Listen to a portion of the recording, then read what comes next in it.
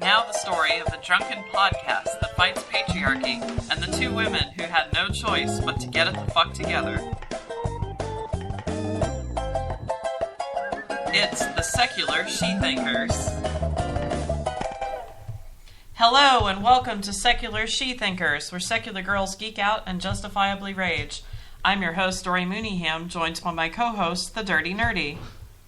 Hello. Today is April 5th, 2014.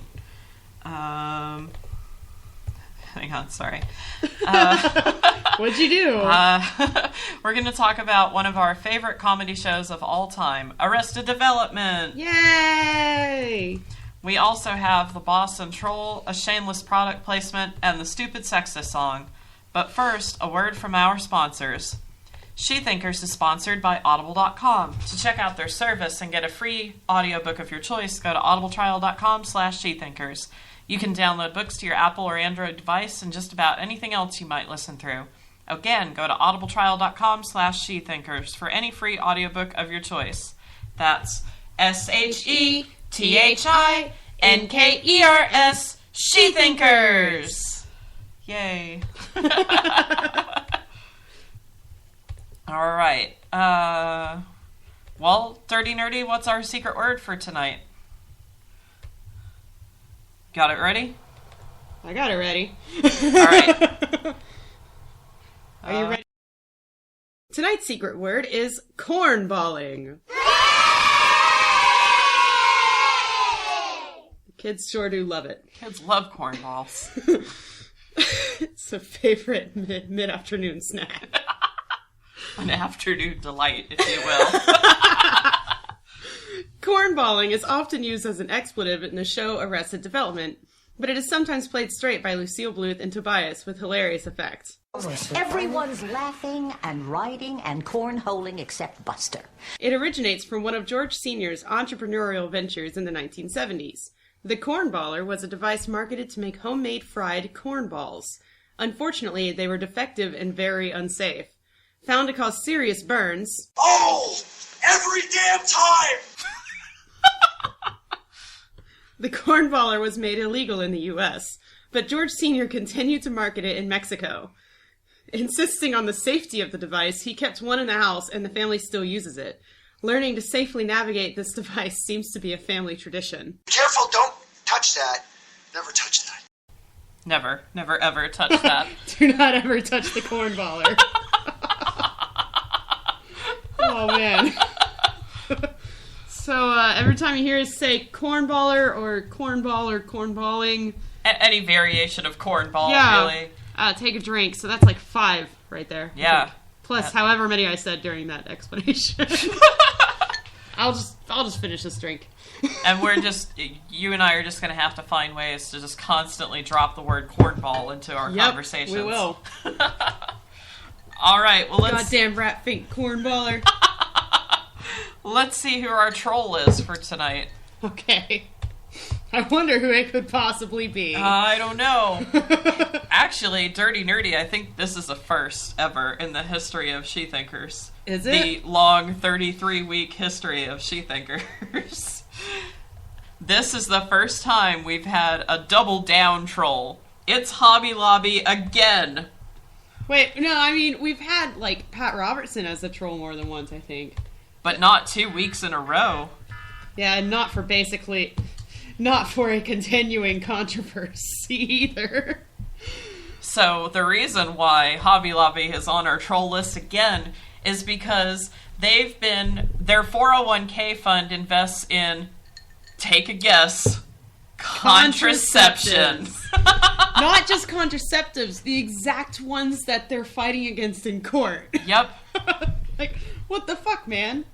So they're terrible when their employees can actually regulate themselves, but when it's about making money, then that's okay. Yeah.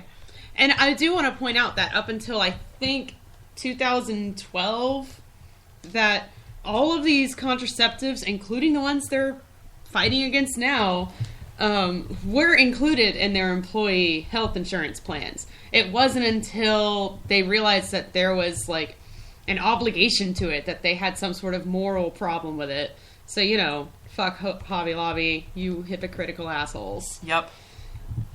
Although I really think it's just they wanted to try to...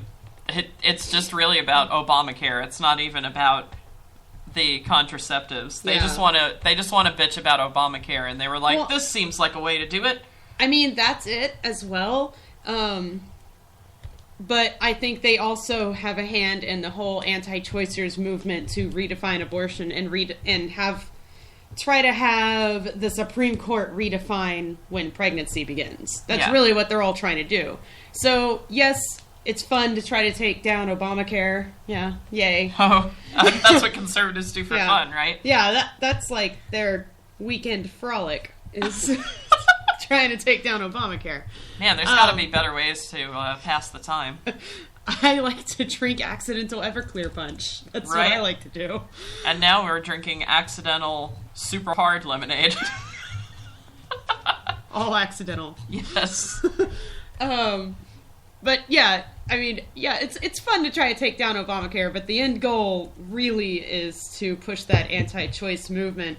And once they realize their disconnect between being upset about being forced, quote unquote, to provide it, and the fact that they were already providing it, they dropped it from their health plans or tried to or something. I'm not really sure how they Clearly did that. It didn't used to be an issue, and all of a sudden Jesus told them that it is now. True. So yeah. And then, of course, if they can make money off of it, it doesn't matter. Yeah, always. They don't really care. Well, I say I mean, if women have access to it, then they care. If they can make money off of it, then they don't care. Yep. I say we unleash a new arsenal onto them. Let's unleash the French. All right, go. I don't want to talk to you no more, you empty-headed animal food trough whopper. I fart in your general direction. Your mother was a hamster, and your father smelt of elderberries. Now go away, or I shall taunt you a second time. Perfect. Awesome. All right, now it's time to talk about the boss. Yay! Yay, bosses! Bosses are so much fun. They're so much better than trolls. Yeah. Although it is fun to make fun of trolls, I suppose. And let Frenchmen deal with them. Medieval Frenchmen. Those are the worst. All right, so our boss this week is the New York foster care system, which is now going to grant full access to medical coverage for trans kids in the system. Yay! Yay! Why wouldn't you? Right? I mean, how many trans kids do you really have in your foster care system? And, you know, if it's a choice between paying for their surgery and paying for their funeral, you know. You know. But that's what I think that's an easy choice to make. But all of this was decided recently in a court ruling between a judge in New York City's Administration for Children's Services versus a youth who's called DF in the court case. Yes. So in DF versus Carrion, it was decided that they are required to provide medical access.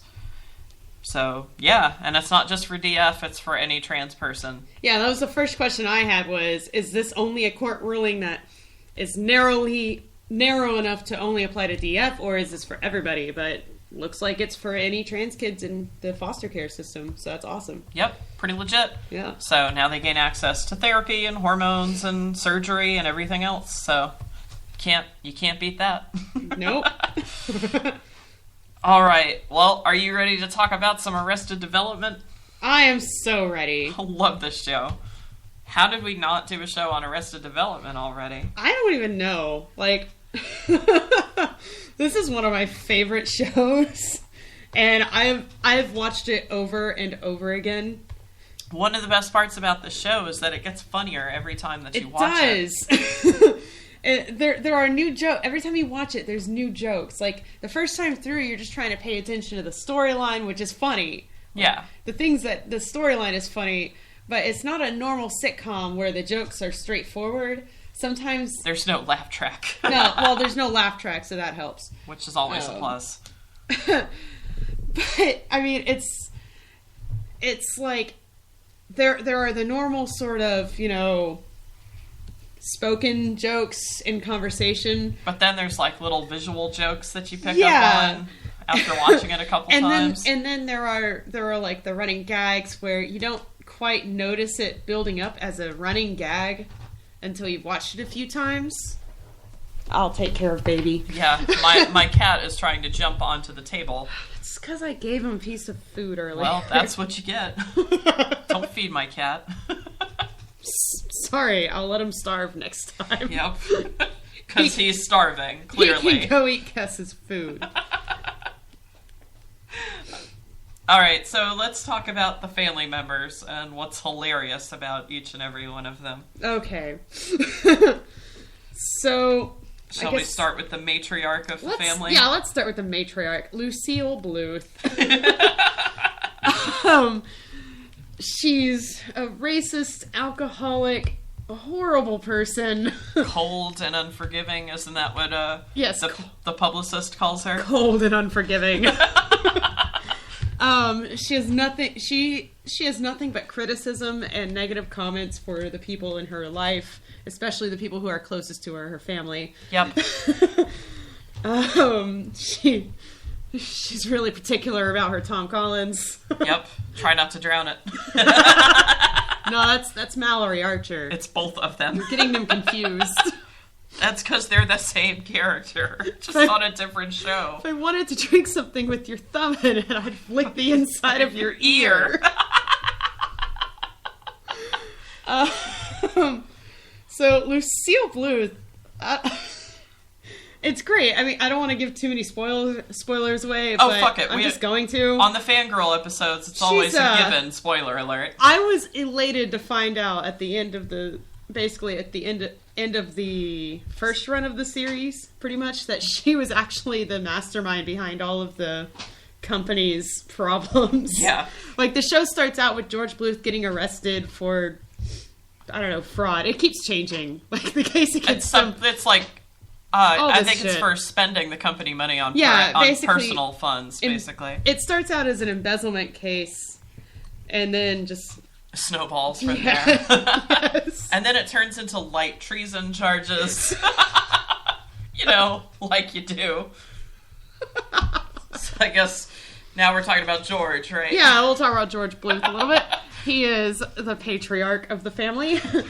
And he spends much of the first 3 seasons in jail. In prison. Awaiting trial or something. I don't know. Yeah. George, let's see, the Bluth Company starts out as a banana stand on the boardwalk of LA. Yep. And now it's, like a real estate company? Yeah, they like build they do housing development. They're a housing development company. Yeah. Basically, George is sort of, he's seen as... He's still a terrible person, but he's not as mean. He's not as outwardly mean as Lucille is. He's a little bit more personable. Especially while he's in prison. Yeah. I'm having a time of my life. Hey, T-Bone. It's just... This is like a vacation for me. Basically. He comes off as... at first, a more sympathetic character, but then as the series goes on, you realize that he's just as cold and calculating as Lucille is.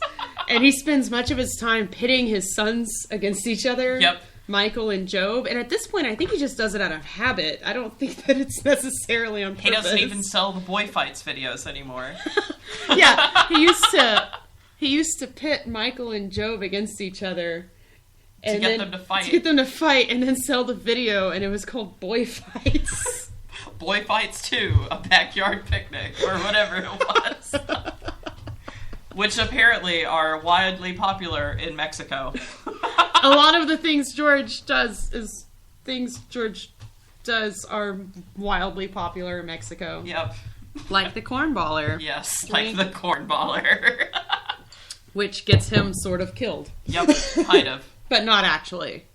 He didn't actually die. Spoiler alert. Spoilers, by the way. All right, Michael Bluth. Michael Bluth. Is he the oldest son or is Job? I always forget. Job's the oldest son, Oh. but Michael's the only one who knows what the hell he's doing half the time. Well, I said half the time. you get the impression that he knows what he's doing, but really he doesn't. Yeah. Really, Michael is supposed to be seen as the straight man in the Yeah. family, but he's really not.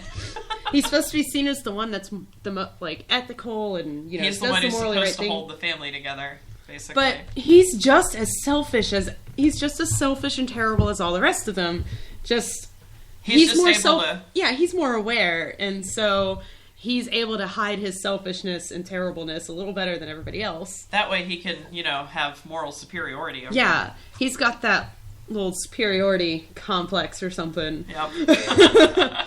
Like the one where the company stock goes public. Yep. And he tells everybody not to sell, and then he sells so that he can get a car because he convinced himself that he deserves deserved a it. car. Turns out, of course, none of the family took his advice. Nope. They all sold their stock. Oh wait, that's not when the company went public. It's when they unfroze. Yeah, their stocks were unfrozen. Yeah, that was a great one. And then we have his son, George Michael. George Michael Bluth. In the fourth season, they talk They a lot make about George Michael jokes constantly. Yeah, they do. And then George Michael, what does he try to change his name to? Oh, he goes it's by a different name. He goes by George Maharis. George Maharis. And it's really funny. The reason is because he found out that the singer-songwriter he was named after was caught in a men's bathroom soliciting sex. Yep. And he didn't want to be associated with that anymore, so he changed his name to George Maharis. Unbeknownst to him, the same fate happened to George Maharis. So, yeah. Yeah. It doesn't matter what name he goes by. Oh, I loved when Michael suggested that they call him Boy George, and he's like, "No, I don't think so." They made Boy George jokes too. He's like, Yeah. at least George Michael was consensual. Like, I think that's the joke he makes. Yeah. And so George Michael is constantly in love with his cousin. That's Maybe. another running gag.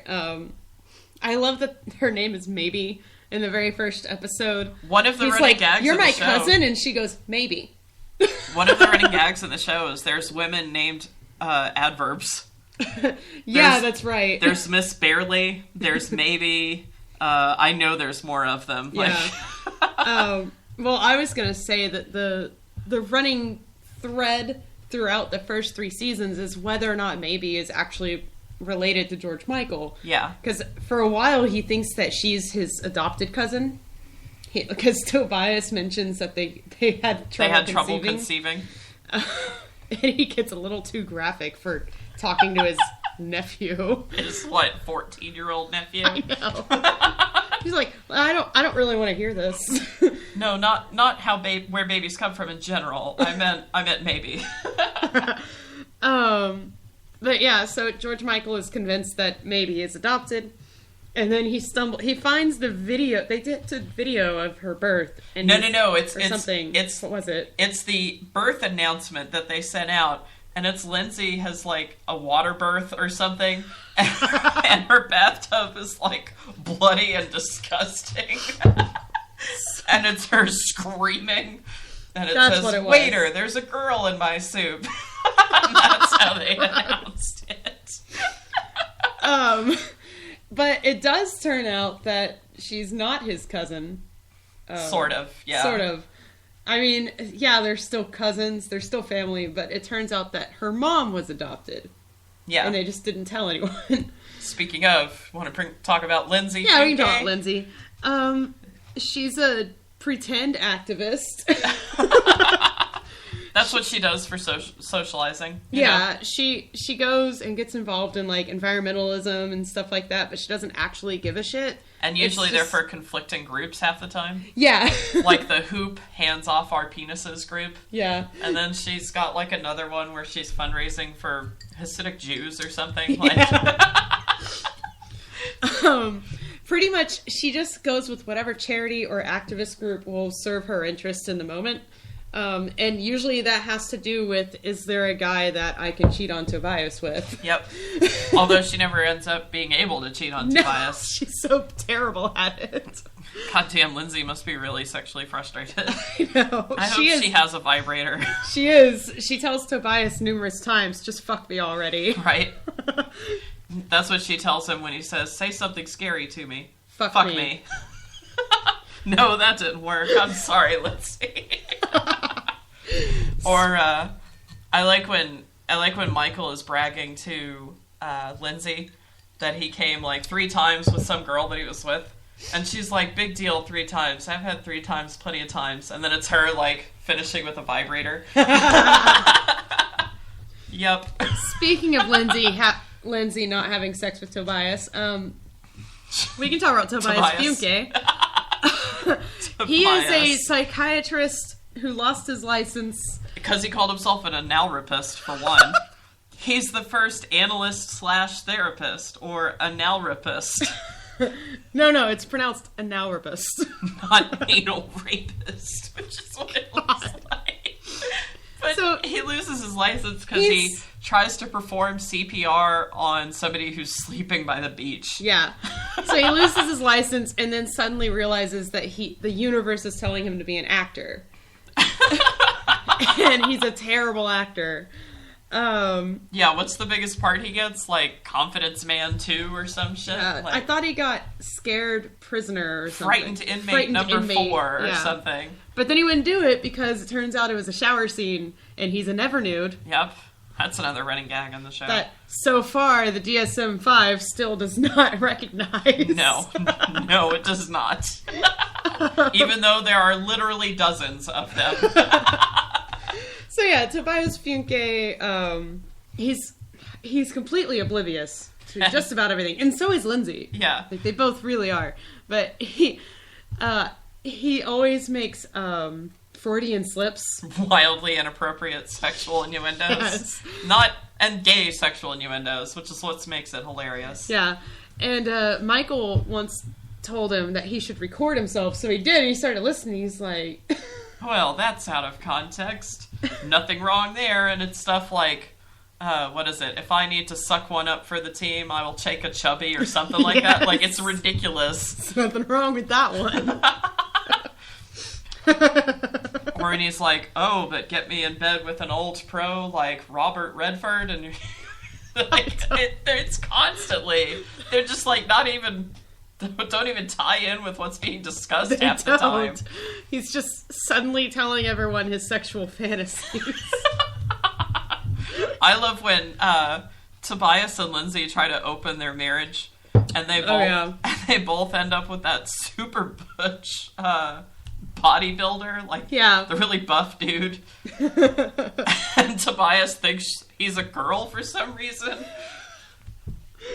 And so Tobias and Lindsay have both arranged a date with the same person who thinks they're just trying to set up like a unicorn date or something.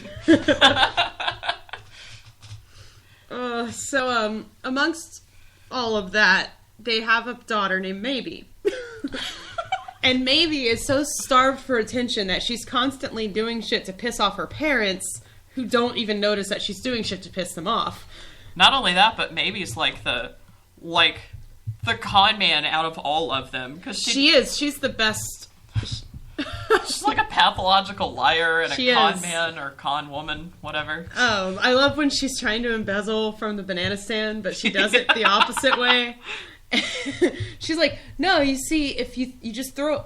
You just throw take away money a banana for every $1 that you take out of the register. You just take money out of the register and you throw away a banana for every $1. And they're like, wait, doesn't that mean that you're doubling your losses? And then that's where she starts out. That's her first bit of embezzlement. And then, to top that off, her next one is Shirley Funke. Yeah, it's just Shirley Funke. The handicapped girl with BS. She uses that to get giant checks and more attention. Yep. And then she talks herself into being a Hollywood executive at one point. And then, if we want to get into the 4th season, she builds up Fake Book into this huge media frenzy. much to George Michael's dismay. Well, actually, he gets in on it. He does, eventually. He is in on it. And then he ends up firing her and continuing with the lies that she started. Right. He suddenly realized his flair for lying that the rest of his family has. Yep, so. he tapped into the Bluth talent. He did. So that's maybe Funke. Incredibly manipulative con artist. And then we have a magician named Gob.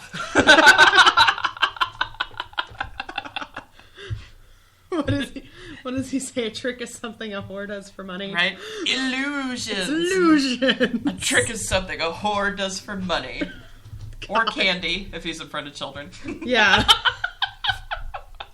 God. So, Joe Bluth is the oldest son out of the, second generation of Bluths in there? Yeah. And he's like a royal fuck-up of the family.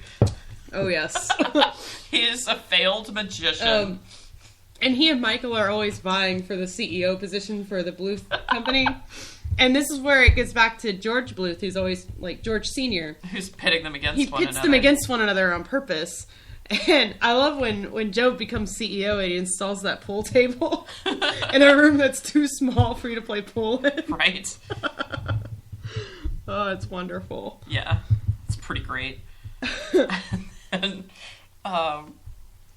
what else? Buster. Joe, well, like, I was going to say Job's constantly, like, sleeping around, but they're constantly mentioning that it's, like, unsatisfied by sleeping around all the time. Yeah, they do. They hint at that a lot.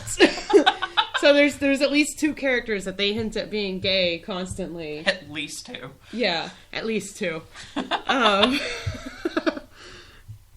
So, poor Job. And then there's Buster. Baby Buster. Baby Buster, yeah. He's got mommy issues. Severe mommy issues. Yes. And Buster's been to college for, like, all of his life or something, right? Like, he's a serial college attender, but it's all, like, useless shit. Yeah, like, it's like map making. And 18th century agrarian business. And he's like, I'm a scholarly man, mother. I enjoy scholarly pursuits. Suddenly playing with yourself is a scholarly pursuit. And he has an on-again, off-again relationship with Lucille, too, who is Lucille Bluth's mortal enemy. Slash friend. Slash best friend, who lives across the hall from their apartment. Because Buster still lives with his mom. Yep. Throughout most of the series. And Lucille, too, is played by Liza Minnelli, so that's hilarious and awesome. Oh, yes. If this show wasn't gay enough. And we should talk about Lucille, too, while we're at it. We should, yeah. Lucille, too, has, like, vertigo. Yeah, she has vertigo. And she's a widow, right? Isn't that... I think so, yeah. Oh, yeah, because she's the widow Austero. Yeah. I think one of her best episodes is in season 4 when she gets up on the stand and Lucille and her keep... Basically, Lucille is like, I'm going to question her. And they spend the entire time just exchanging subtle barbs that turn not so subtle at the end. I love it so much. That's pretty much how Lucille interact with one another. And Lucille Bluth is convinced that Lucille, too, installed her new bathroom and made it larger on purpose. Yeah. I love all of the shit that they get into. And the whole time, like, until that episode when Lucille 2 is on the stand, you think they make it out like Lucille Bluth it's like a one-sided battle.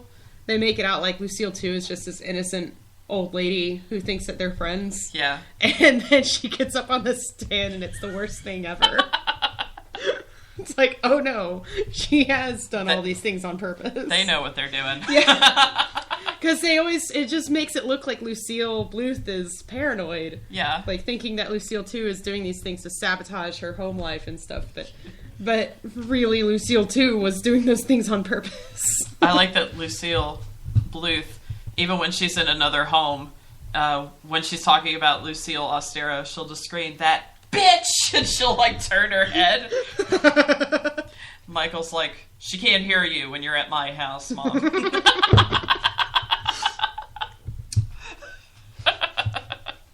So, do you want to talk about our favorite running gags of the show? Yes. First one, the literal doctor. That is literally our favorite running gag. He's going to be all right. Oh, thank goodness. Well, wow, you're taking this a lot better than most people would. What do you mean? Well, he lost his left hand, so he's going to be all right. You son of a bitch. That's my favorite one. I'm sorry, I'm too late to... It looks like I'm too late to do anything for him. Hold on. Let him continue. Let him continue. Because Dr. Stein is now taking over for the day. Or when he says, I'm afraid it looks like he's dead when Tobias gets run over. It appears he's dead. Wait, do you mean... Looks like he's dead or actually is dead? Oh no, he just looks like he's dead. He's got like blue stuff. paint on him or something. And it's great because like the first few times it happens, he delivers the literal line and the family starts freaking out. And then he clarifies. But then as the show goes on, they start calling him on it, and it's usually Michael. Michael's like, "Wait a minute." Or I love when Lucille's like, "Not this damn doctor again." At one point. What is wrong with you? I love literal doctor so much. He's my favorite bit character. I love it. I love that Dr. Stein, his first name is Frank. Yep. Not only that, but the actor who plays Dr. Stein is the voice actor for Homer. And so, of course, he ends up saying "no" at one point, but, like, delivering it terribly. Mm-hmm. And then, you can see the nurse's schedule at one point, and it has Nurse Ratched written on it. As the head nurse, yeah. As the head nurse. There's all kinds of small jokes hidden in the background. I mean, do they just always go to the same hospital? I guess, yeah. I love the literal doctor. And then, we already talked about the Tobias is gay running gag. Yeah. Which is also hilarious. But there's also... I think the Job is gay thing is more foreshadowing than anything. I think it is. Because you don't pick up on it until you've watched the 4th season. And then when you go back, you're like, holy shit, they've been alluding at this the whole time. Because, like, anytime he's with a woman, anytime, that's usually when he says the "I've made a huge mistake" catchphrase. Anytime that he has to, like, have more than a one-night stand, I've made a huge mistake. And at first you think it's just, like, commitment issues or whatever. No. And then it's when you watch it through the second or third time, you're like, oh no, this is not... This is more than that. And then he's a very, very flamboyant illusionist. Yes. Who... I love every time. I cannot listen to the final countdown with a straight face ever because of Arrested Development. Every time I hear that song, I just start laughing my ass off because I picture Job's terrible magic shows. And I'm just going to throw this out there so everybody has a mental picture, but when I think of Job, I think of my brother. He totally reminds... I don't know if you've ever spent very much time with my brother. A little bit of time with your brother. But he really reminds me of Job. And he does a wonderful Job expression. And I love Job's segue. Impersonation, that's what I meant. Yeah. I love Job's segue, which literally always segues conversations in the show. Like, he'll, like, roll up to someone and they'll ask him a question or something and he immediately just starts talking about something else. entirely unrelated to what they were saying. It's great. It's like, hey Job, do you remember when Aunt Lindsay was pregnant? Oh yeah, dozens of times. And then Okay, so there's also the Barry is gay thing. Oh, yeah. Either that or Barry's a tranny chaser, and I can say that word, so deal Not with it. sure. Well, it's funny because he's gay in real life. Yeah, The actor is. So, I mean, maybe that's what they're referencing. referencing.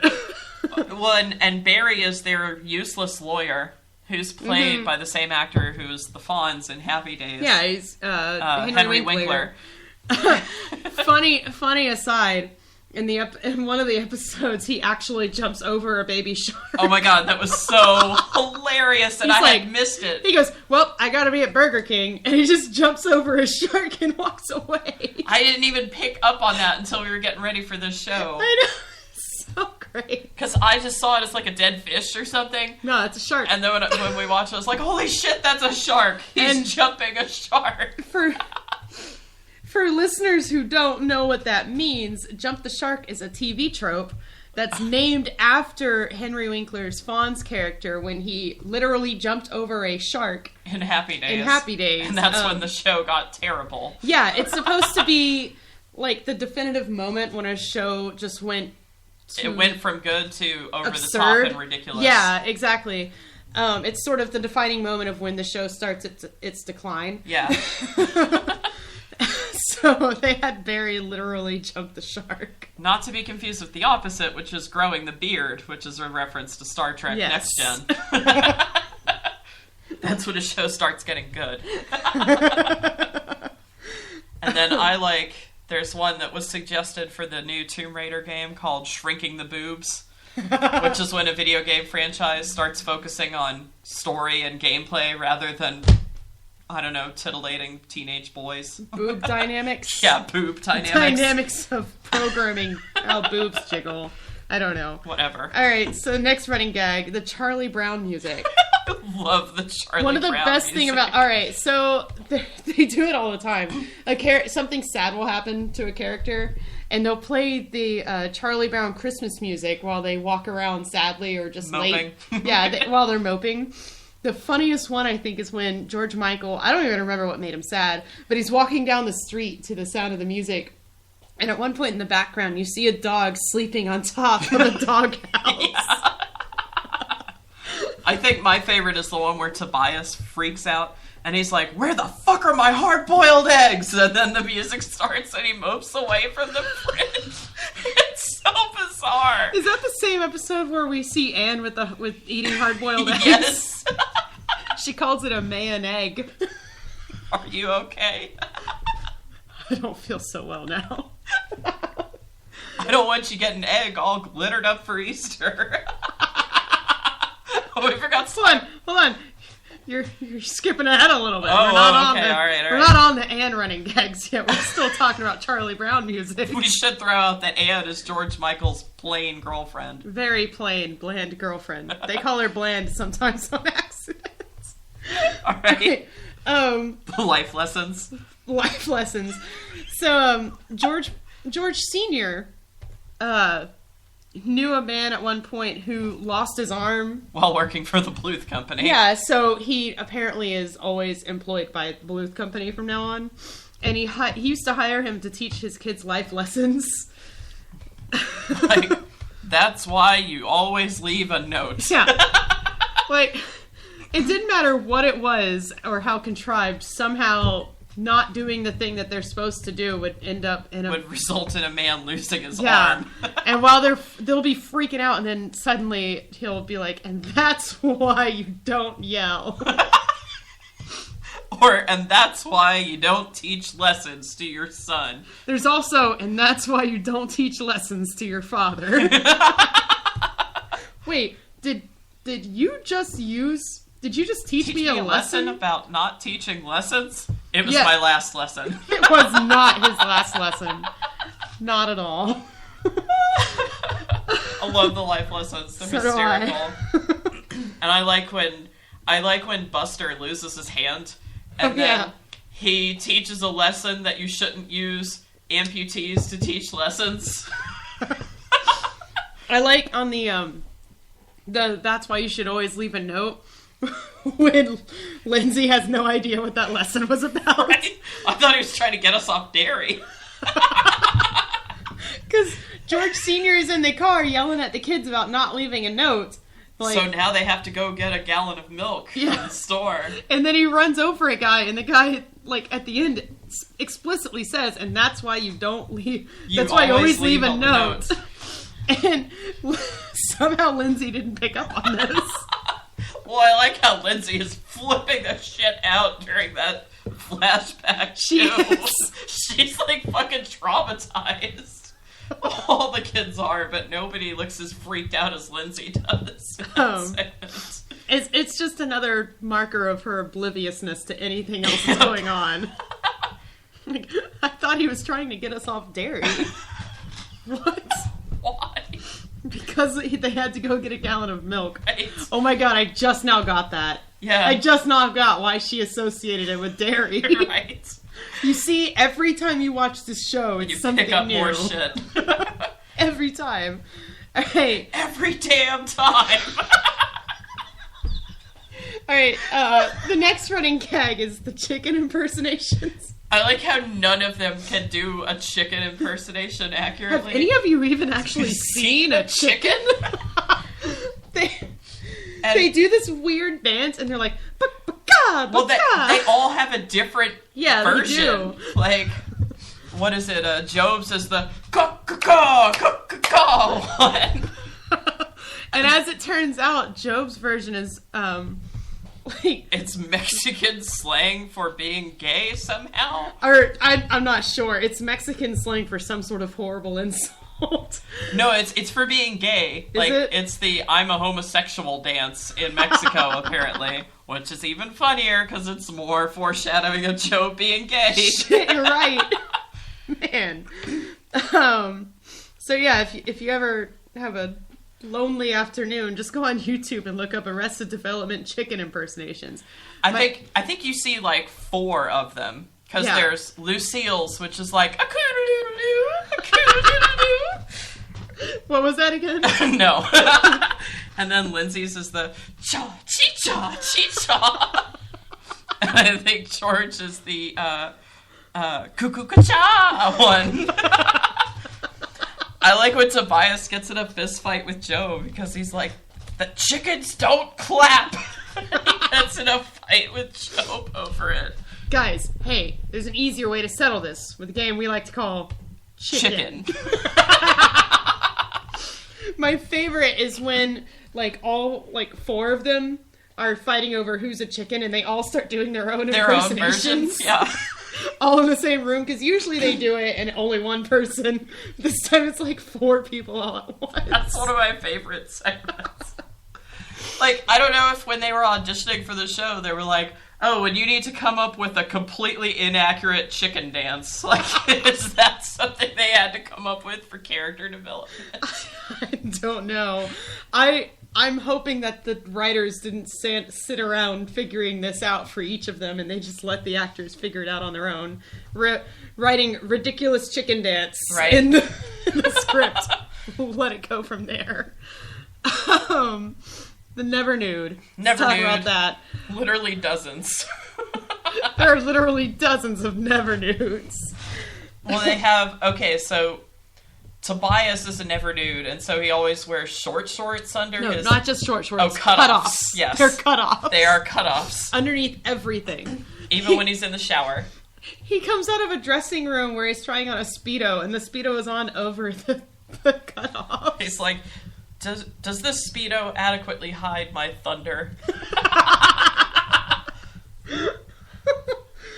And he references it all the time. Yeah. And he's always really bitter that it's not being recognized by the DSM. Yeah. Just like sex addiction isn't recognized by the DSM, because that shit's not real. I think we only meet one other Never Nude in the show, I think so, right? yeah. And it's the guy who's supposed to be the Girls Gone Wild producer. He's like, oh, you too? The Girls with Low Self-Esteem producer. Yeah, the Girls with Low Self-Esteem. Which is the best name for that product ever. Bring your daughter to work day. One of the employees was playing that video, and they're like, hey, let's bring your daughter to work day. And he's like, I know, my little Amber is right there. Yeah. why they were watching it. We talk about the stair car. You're gonna get hop-ons. God. So, the Bluth Company had a company car, but it was a stair car. Well, they had a corporate jet, Oh, yeah, which they had did. the little stair car that, like, got That's- you onto the jet or whatever. Yeah, that's what it was for. But they had to sell the jet, but they got to keep the car. And so Michael always only had the stair car. That's his main mode of transportation. And he's always tearing down banners. Yeah. I love when people are like, oh, you're the stair car guy. You tore down our banner. Yeah, I know. I like when he's teaching George Michael how to drive, and he's in the hospital, and Lucille's like, he got his first hop on today.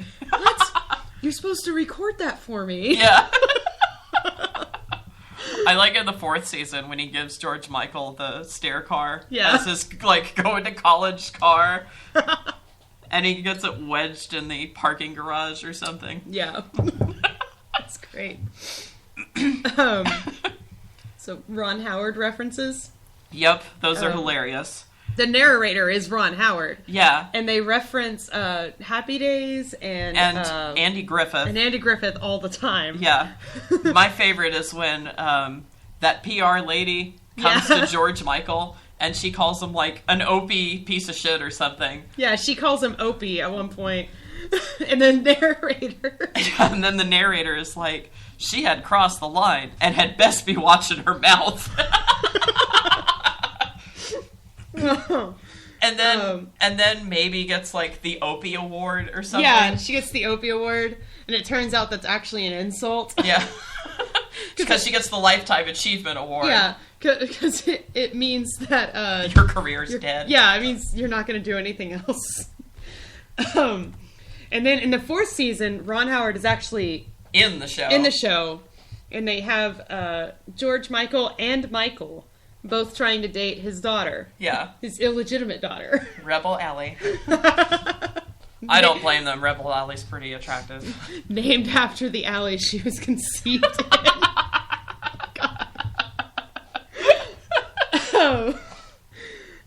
I mean, we already talked a little bit about how Barry is Henry Winkler, who was the Fonz, but the guy who played Chachi is also in it. He's Bob Blah Blah.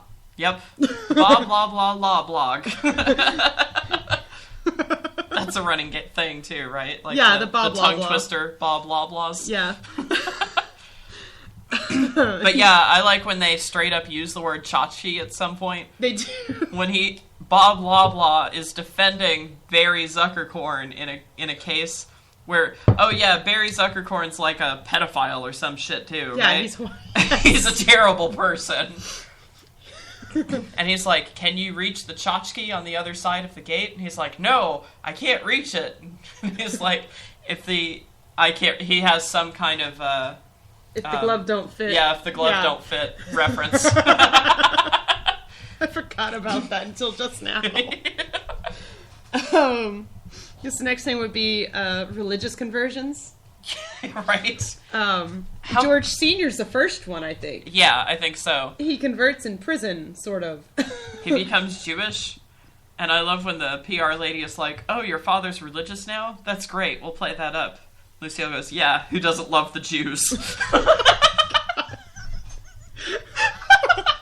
He comes out with a series of tapes called Caged Wisdom. And he wears a shoe on his head to be a yarmulke. Why is there a piece of shoe on your head? Yarmulke. Lucille and Maybe have religious conversions. Yeah, Lucille is, that's because she's worried about Buster going in the army, right? Yeah. And Anne has, like, some religious pamphlet that she gives to Lucille, and Lucille takes the bait. I like when Ron Howard narrates it, and he's like, this was a big get for God. This is a big get.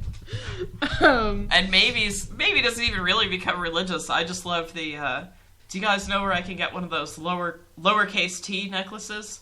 That's called a cross. A cross from where?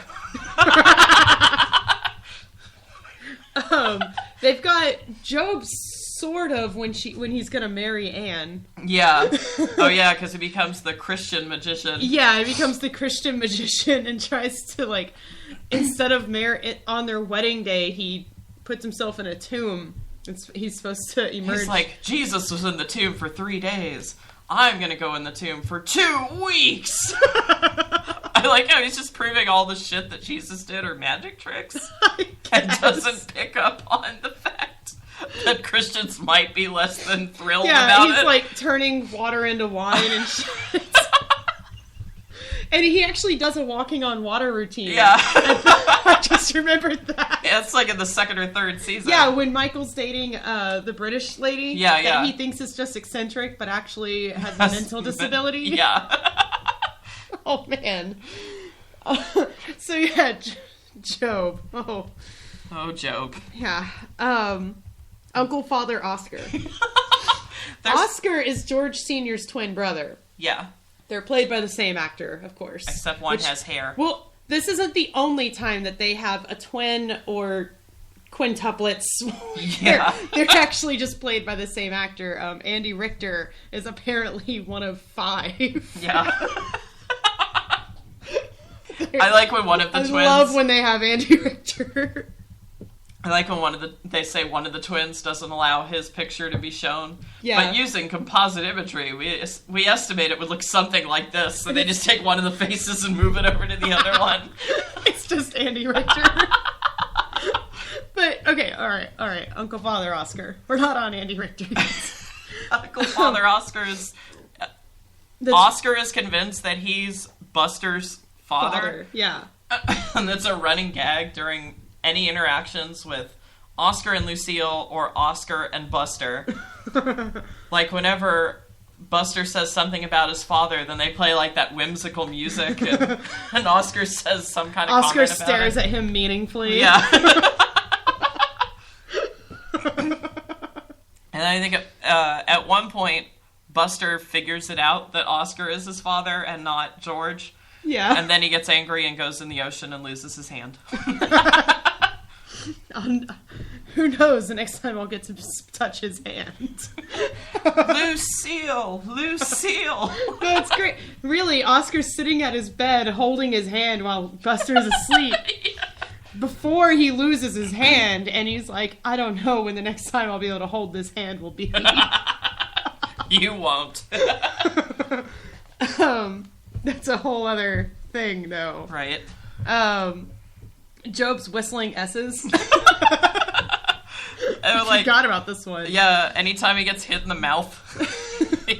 All the time. Yeah, which happens all the time. Because Job's an asshole. Man, we need some ice. Right? I wish there was someone in this apartment who could bring us some ice. Sure would be cool. Although he might be in the bedroom. Asleep? Asleep. And a straw. I don't have a straw to stir this. But it's okay. We'll go to commercial after. Alright, that's what we'll do. Alright, so there's the Sound of Silence music in the 4th season. I completely forgot about this. Yeah, you forgot about this. Anytime Job, I don't know, has some kind of difficulty in his life in the 4th season, like, everything goes silent and they start playing the Sound of Music while he looks wistfully into the camera. It's hilarious. And then, there's the Blue Man Group references constantly in the show. Oh, yeah, when, Tobias was he was depressed and he was looking for a support group, and he mistook the Blue Man Group to be a support group for men who were down. Yeah. And then he took it as a sign as an acting opportunity when he realized who they were. So he's like, every night he'll blow him. I'm afraid I just blew myself. Gotta be a better way to phrase that. I figured I would blew myself early tonight and then maybe catch a dinner later. Just in case they call him. Yeah, I like how he thinks he's an understudy for the Blue Man Group, but he actually isn't. No. Except, like, once they call him, and he's crying in the shower or something, and doesn't hear the phone. Because they haven't called him or something. Like, because his acting career is not a real career. Right. All right, we already talked about Happy Days and Andy Griffith references. Yep. And then there's Michael constantly trying to leave the the family. It's like every other episode. And then he's I'm always done with this family. He's always saying he's going to go to Phoenix. Yeah, I don't get that. I don't know. Why And Phoenix? then when he finally does, he hates it. He gets out and it's oppressively hot. Right. And he doesn't stay for more than 5 minutes or something. I don't know. Oh, and my last one is just from season 4, but the coincidence music is my favorite thing ever. Anytime they think there's something cosmic or fate related, and then the coincidence music plays in the background. I thought that was in other seasons too. I don't think so. I think it's only in the 4th season. That and the emu is in the 4th season. It does remind me of the Mr. F. Mr. F. We'll get into catchphrases after the commercial break. So, all right. Our song for the commercial break is a fan version of the Timosil commercial. So enjoy.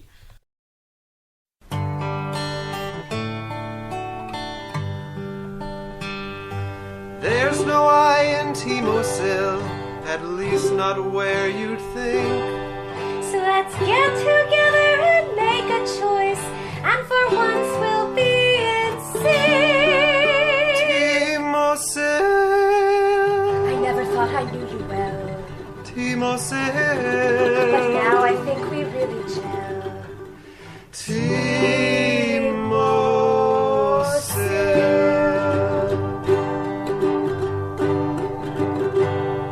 I can't feel my extremities. In this we are in luck. Because my favorite side effect is no desire to fuck. Timosil. I can't recall what I just said. Timosil. Oh, really, what was... Oh, yeah.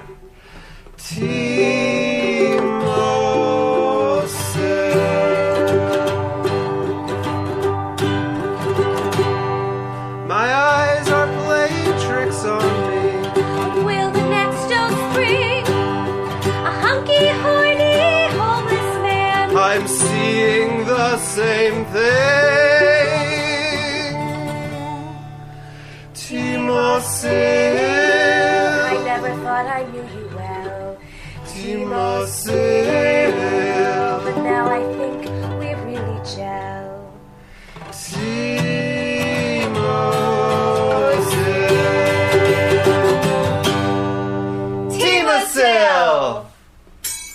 Timosil might cause numbness of the extremities, short-term memory loss, and decreased sex drive. Hallucinations are not a known side effect of Timosil. Hi everyone, we're Dory And the Dirty Nerdy. from the Secular Shethinkers. Be free to love. Be able to choose. Be accepted, no matter your race, gender, sexual orientation, or belief system. Be secular. Be Secular merchandise allows you to display your support for equality and the separation of church and state, while also donating up to 50% of the profit from your purchase to nonprofits, groups, and artists that support those same values. Go to www.besecular.com. Pick your item and then choose who you want to get the donation from your sale. Be you. Be secular. Hey folks, this is your host Dory, here to talk to you about the sponsors of Shethinkers, Audible.com. Did you know Audible has nearly 200,000 titles for you to choose from? They've got everything, fiction, bestsellers, periodicals, you name it. And because you're our listener, you get a free 30-day trial and a free audiobook just by going to audibletrial.com/Shethinkers. This week we personally recommend Arrested Development and Philosophy, They've Made a Huge Mistake, by William Irwin and Christopher G. Phillips. Is George Michael's crush on his cousin unnatural? Is it immoral for Lindsay to steal clothes to hide the fact that she has a job? Are the pictures really of bunkers or balls? Explore these questions and many, many more. To download your free audiobook today, go to audibletrial.com/Shethinkers. Again, that's audibletrial.com/Shethinkers for any free audiobook of your choice. The Autistic Self-Advocacy Network is a non-profit organization run for and by autistic people. The ASAN engages in public policy advocacy, community engagement, education, quality of life-oriented research, and the development of autistic cultural activities. Visit their website at autisticadvocacy.org to see how you can help this organization. Their motto is, nothing about us without us.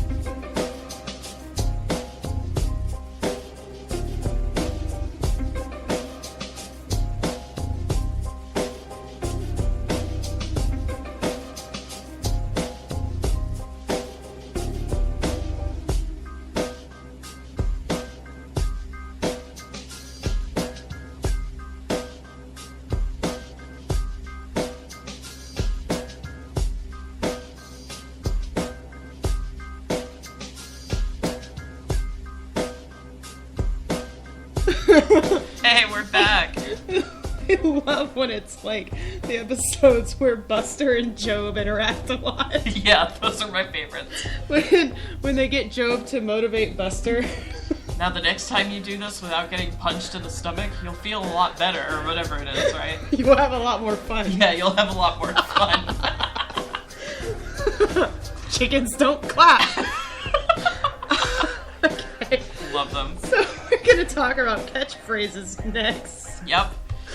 Alright, so some of them we already use on the show. We do, quite a bit. Same! Yeah, if any of you were ever wondering why Dory and I say same all the time to each other. Same! Hold on, do it again. Okay. Same! In the 4th season, when the subtext of Job's possible homosexuality starts coming out. More than possible. More than possible.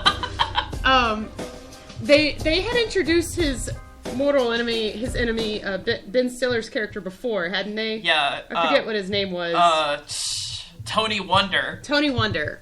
But in the 4th season, Tony Wonder starts getting really popular because he comes out as the gay magician. Yeah, he comes out as gay at the same time as Job is trying to do his Christian magician act. Yeah. So Job can't support his enemy coming out as gay. I don't know. Yeah, I don't know. But he's not actually gay, or he says he's not.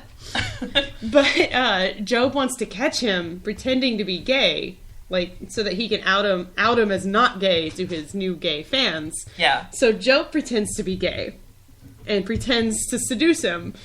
And while they're hanging out, they both realize that neither of them has ever had a friend. Yeah. And they also both realize how much they have in common. And so they mistake that for being in love with one another, I guess. Yes. Or maybe they are, I don't know. Yeah, they're a little, they kind of waffle on that in the show. I'm hoping that they'll continue this. Right. So every time that they figure out that something in their life is similar, they say, same! And Dirty Nerdy and I do that all the time. Yeah. We're also oddly similar in a lot of ways. So that's one of my favorite catchphrases. Yeah. Next one is Job's. A lot of these are Job's. Right. He's the one with a lot of catchphrases. It's illusion. Yeah, it's an illusion. He gets really upset when people call it magic tricks. A trick is something a whore does for money, which we already mentioned. Yeah, he always says something derogatory about sex workers. Yep. People call his magic tricks. Right. Or candy, if I'm in front of children. Yeah, yeah. And then I've made a huge mistake. Yeah. This one starts out as Job's catchphrase, but all of the characters, yeah, even George Maharis, I think, in the 4th season. Yeah, I think so. I love, there was one article we looked at while we were getting ready for the show, and it was how Arrested Development reinvents the catchphrase or something. Yeah. And it's because, like, it's not, like, typical sitcom catchphrase where, like, just them saying it gets a laugh or whatever. What makes it so funny is that they keep finding different ways to use the same catchphrase. Like, completely different situations. Yeah. Some of them more than others, but yeah. I mean, I've made a huge mistake is definitely one of those. The next one is no touching. No touching! My favorite, I guess there's two favorites. My first favorite is when it's the daddy taking your daughter to work day, and one of the security guard's daughters yells out, no touching. She's got like a baton or something, too. She slams it down on the table. Yeah, she smacks the table with a baton and yells, no touching! She scares the shit out of them. My other one is when Barry is in court, and he's actually trying a case or whatever as the lawyer, and this actually foreshadows the whole he's a sex offender thing. Yeah. Because the judge says, what have I told you about touching? No touching. So that's my other favorite. Yeah, I forgot no touching gets reinvented in the show, too, It does. It starts out because, as we said before, George Sr. is in prison for much of the first 3 seasons. And anytime the family visits, they're not allowed to touch, but they always do. Yeah. Every time. And then there's the no teaching one where, what's his name? White Power Bill ends up threatening George. Yeah. So I love when they reinvent their catchphrases. Next one is Steve Holt. Steve Holt! Steve Holt! And Steve Holt isn't the only one who says this. When other people say his name, they say it like this. And this also touches, we didn't talk about it during the whole running gag thing, but there's this running gag about incest. Oh, yes. There's a lot of incest going on. It turns out, like, not only is George Michael in love with Maybe, but Maybe dates Steve Holt, and then we find out that Steve Holt is her cousin. Is Job's illegitimate child. Yes. From a girl he dated in high school named Eve Holt. And she has that as her, like, quote in her yearbook. She does. Just like Steve Holt does. And they find this out when George Michael is running against Steve Holt for, like, student council or something. Like the student president? Yeah. And Job tries to run a negative ad campaign against Steve Holt by pointing out that he doesn't know who his father is. He doesn't even know who his own father is. I love Which comes off really bad because Steve Holt just played a video about how not knowing who his father is, growing up with a single mom, has been an inspiration in his life. Oh yeah, I forgot. He has a religious conversion too. Steve Holt does. He does! I can't believe I forgot about that. And then, like, in the 4th season, this is what's really funny. They take Steve Holt and they purposefully take the same character and add makeup to age him to make him look like he's in his 30s. I don't know. I think he just really looks that way. No, they did it on purpose. Oh, okay. I read this thing about it. Because a bunch of fans didn't realize that it was purposeful, and they thought that it was just like... He'd let himself go, and then came back on the show. They thought it was just like they had gotten a new actor or something. I don't know. Oh, they were no, like, I could tell it's the same person. They were like, how dare you change Steve Holt so much? And it turns out, no, we did this on purpose, man. This was definitely well thought out. They made him, like, bald and really, unsuccessful. And he tries to reconnect with Job, and Job doesn't even realize that he's his son. Yeah. Love it. And he promises to start a father-son business with him, and then doesn't even show up for the first day because he befriends a sort of youthful celebrity guy. Kinda like it's the Justin Bieber version of in the Arrested Development world. God, I just remembered the Forget-Me-Nows. Yes. Oh man. Joe's a date rapist. Or he just uses them on himself, I think, is the running gag. Yeah, he's only using them on himself. They never show him, except for when he's just trying to make Michael forget that he walked in on him and Tony Wonder doing it. Yep. he doesn't use it on people he has sex with. He uses it on people he wants to forget that something else just happened. So in the 4th season, he ends up in a roofie circle. Yeah. Forgetting that he's already taken a roofie to forget it, because he doesn't realize he's supposed to take it before he does the thing. Right. Another catchphrase that we love. Oh, her? Her? This goes back to George Michael's high school girlfriend, Anne. Yep. Who is purposefully made to be, like, TV ugly. She's really bland looking and plain, and everyone forgets she's there. And sometimes they call her Bland by mistake. Sometimes they call her Egg. Michael's like, Anne? I don't think I've ever met her. Yes, you have. You let her in earlier. Right. I like how people always forget who Anne is. What, is she funny or something? Yeah. When they leave her in Mexico on accident. I love that one. Oh, man. Oh, she wandered off. I was standing here the whole time. My favorite her joke is the one you didn't even pick up on this one. I did not in until the 4th today. season when she's marrying Job. And the church that they go to is like... That's another incest thing. Yeah. Oh, God. And the church they go to is like Holy Eternal Redemption Church or something. So it's H-E-R in big letters. And then there's a shepherd's crook right next to it. So it looks like her? ? I never even noticed it. It's fucking brilliant. To go back to the incest thing, it's not just... Alright, you got George Michael loves Maybe. Maybe dates Steve Holt. Steve Holt also almost dates Maybe's mom. Yeah. He almost dates Lindsay. And then not only that, but then you have George Michael and Michael going after the same girl. And then you've got, and you also have Job dates Anne after George Michael does. And that's not necessarily incest, but it's still weird. It's bizarre.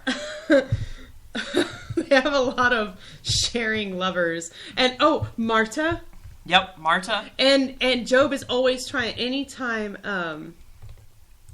Michael loves somebody, Job automatically wants to get with them. Anytime Job thinks that Michael likes a woman, Job tries to get with her. And it's all to try to get back at him for Marta. It is. I love that Marta's played by 3 different actresses to make fun of her being a soap opera actress.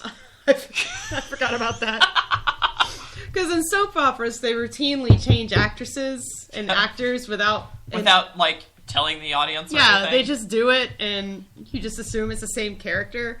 And they did it with Marta. Yeah, because she's a 3 times. She's a novella actress. Yeah. But yeah.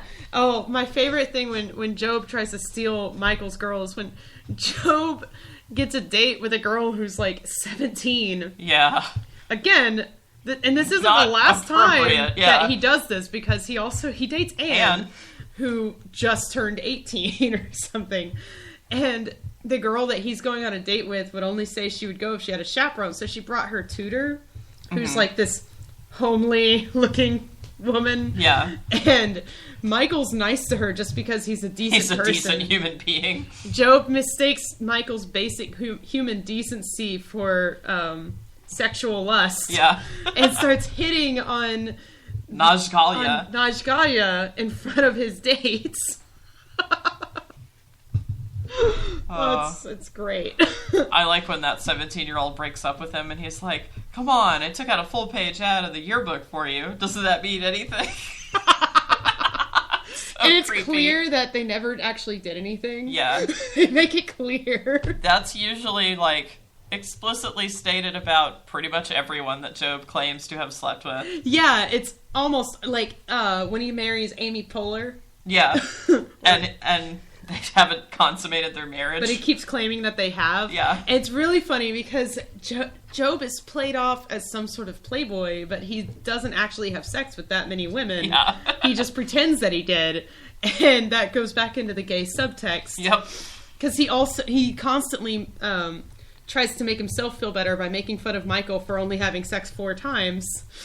And Michael's like, no, that's 4 women, and it's because I was married, you ass.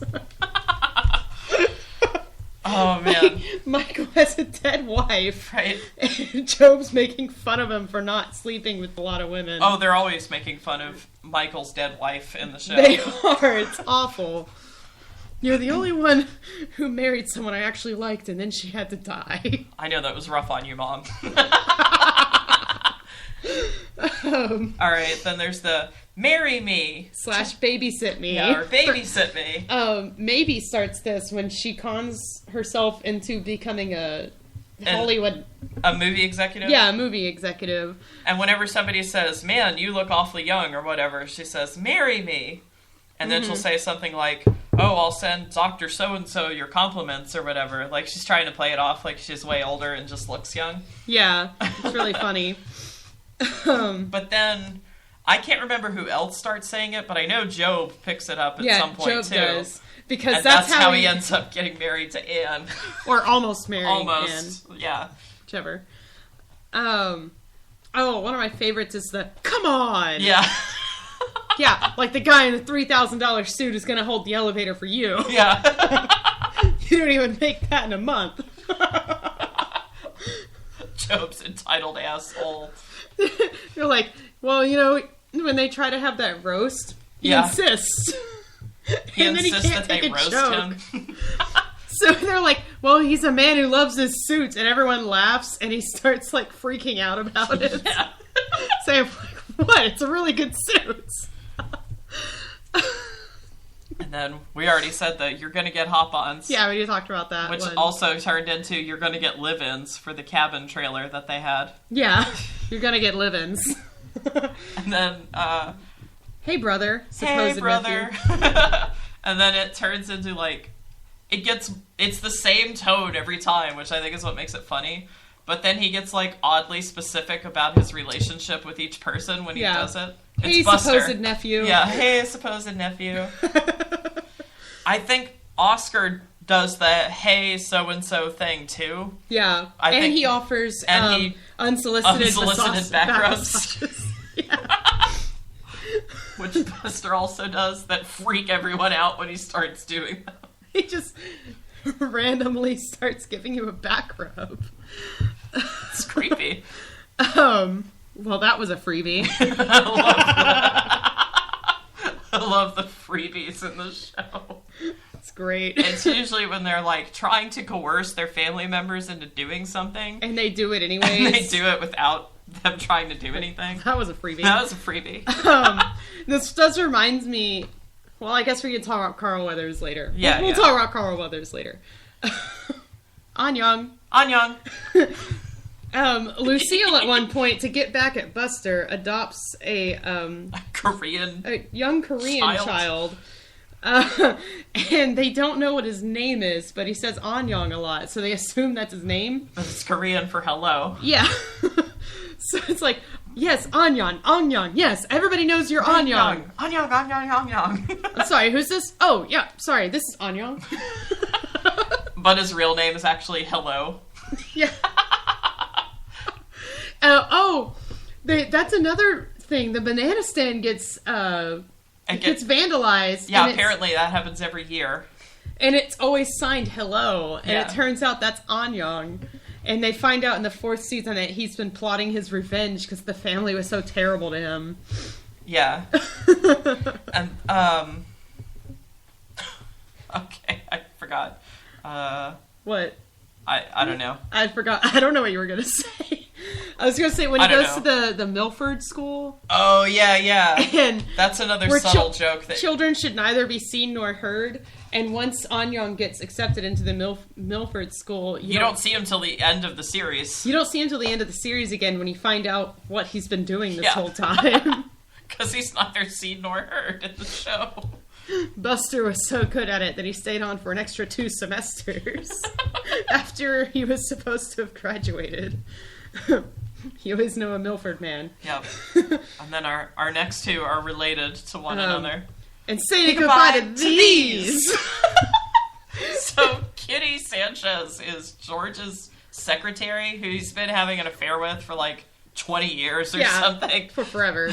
And that's another incest thing. She sleeps with Job. Oh, yeah. She also sleeps with Job. And tries to sleep with Michael at least once. Yeah. Are you threatening me? Michael Bluth is threatening me. And then she gets a boob job in like the second season or something like that. Yeah. And from then on, she's constantly flashing Michael against his will. Yes. Like either saying "say goodbye to these" or "spring break." Woo! Woo! One of those two things. I love when they make fun of spring break. They do. With the youth-oriented music television. Yeah. When it's in the middle of, I guess, spring break, and Lucille is in a drinking competition with Kitty, and she takes a few drinks. She goes ahead and takes a shot, and she's like, "That didn't count. That didn't count." I like how she just completely drinks her under the table. It's does. hilarious. Lucille her demeanor doesn't change at all. No. Because Lucille's a hardcore alcoholic. You should stop quoting while you're You should stop quoting words while you're carrying drinks. Yep. I'm a monster. I'm a monster. This, I guess, does this start with? It starts with his hook hand. His hook hand, but it keeps going in the 4th season because they give him a giant, giant robotic hand that he has more strength than he realizes. So we have Buster loses his hand, and he gets a hook, and he always forgets he has a hook, and like cuts people, cuts himself, destroys the drapes numerous times. Yeah. Sometimes on purpose. And once he realizes what he's done, he just screams, "I'm a monster!" And then starts destroying things in whatever room he's in. That really is, that's a great running gag. I love it. Oh, we forgot one of the incestuous things. What? When Lindsay tries to seduce Michael when she finds out she's adopted. How do you forget that? At the end of the 3rd season, before they ever made a 4th, they find out that Lindsay is adopted, and so she tries to seduce Michael, who they've grown up their whole life thinking that they're twin brother and sister. Twins, yeah. So it's really messed up. And Job tries to seduce Lindsay. Yeah. When he finds out, he tries to seduce her, and she rejects him. Because it's his reflex of trying to sleep with whoever's trying to sleep with Michael. It is. He finds out she's gonna try to sleep with Michael, so he tries to seduce her first. I like when he comes on to her and she just like rips his hair out of his head, and he's like, "Mom! Mom!" It's hilarious. He tells on her. Okay, For British eyes only. It's another one. It's another one from when Michael's dating the mentally handicapped woman. Yeah, I'm trying to remember what her name is. I don't remember. Because there's like 3 different women that Michael dates, I guess, long term in the series. Yeah. There's Rita. Rita, that's her name. There's Marta. There's Rita. And I think that might be all of them. And then there's Rebel Allie. Rita Leeds. Yeah, Rita. She is the mentally handicapped woman. She's supposed to have Down syndrome, but she's had surgery. So Yeah, she her family gave her surgery. Her family's super rich, and so the whole time, like, unbeknownst to Michael, he doesn't know that her family's really rich. He has no idea. He doesn't know that she has Down syndrome either. He doesn't know that either. He just thinks it's making fun of the manic pixie trope. Because she has a British accent and seems really eccentric, so that he doesn't realize. Yeah. They're like, she's too pretty for her own good. They say that all the time. Yeah. And the guy who's supposed to be who's like her caretaker, her uncle. Thinks that Michael is just after her money. Yeah. Yanks never pick up on that. This is because she has a British accent, so she always sounds like she's smart. This is another case of Job making fun of Michael for not sleeping with women enough because he still hasn't consummated the relationship with Rita, which he never does, which is a good thing.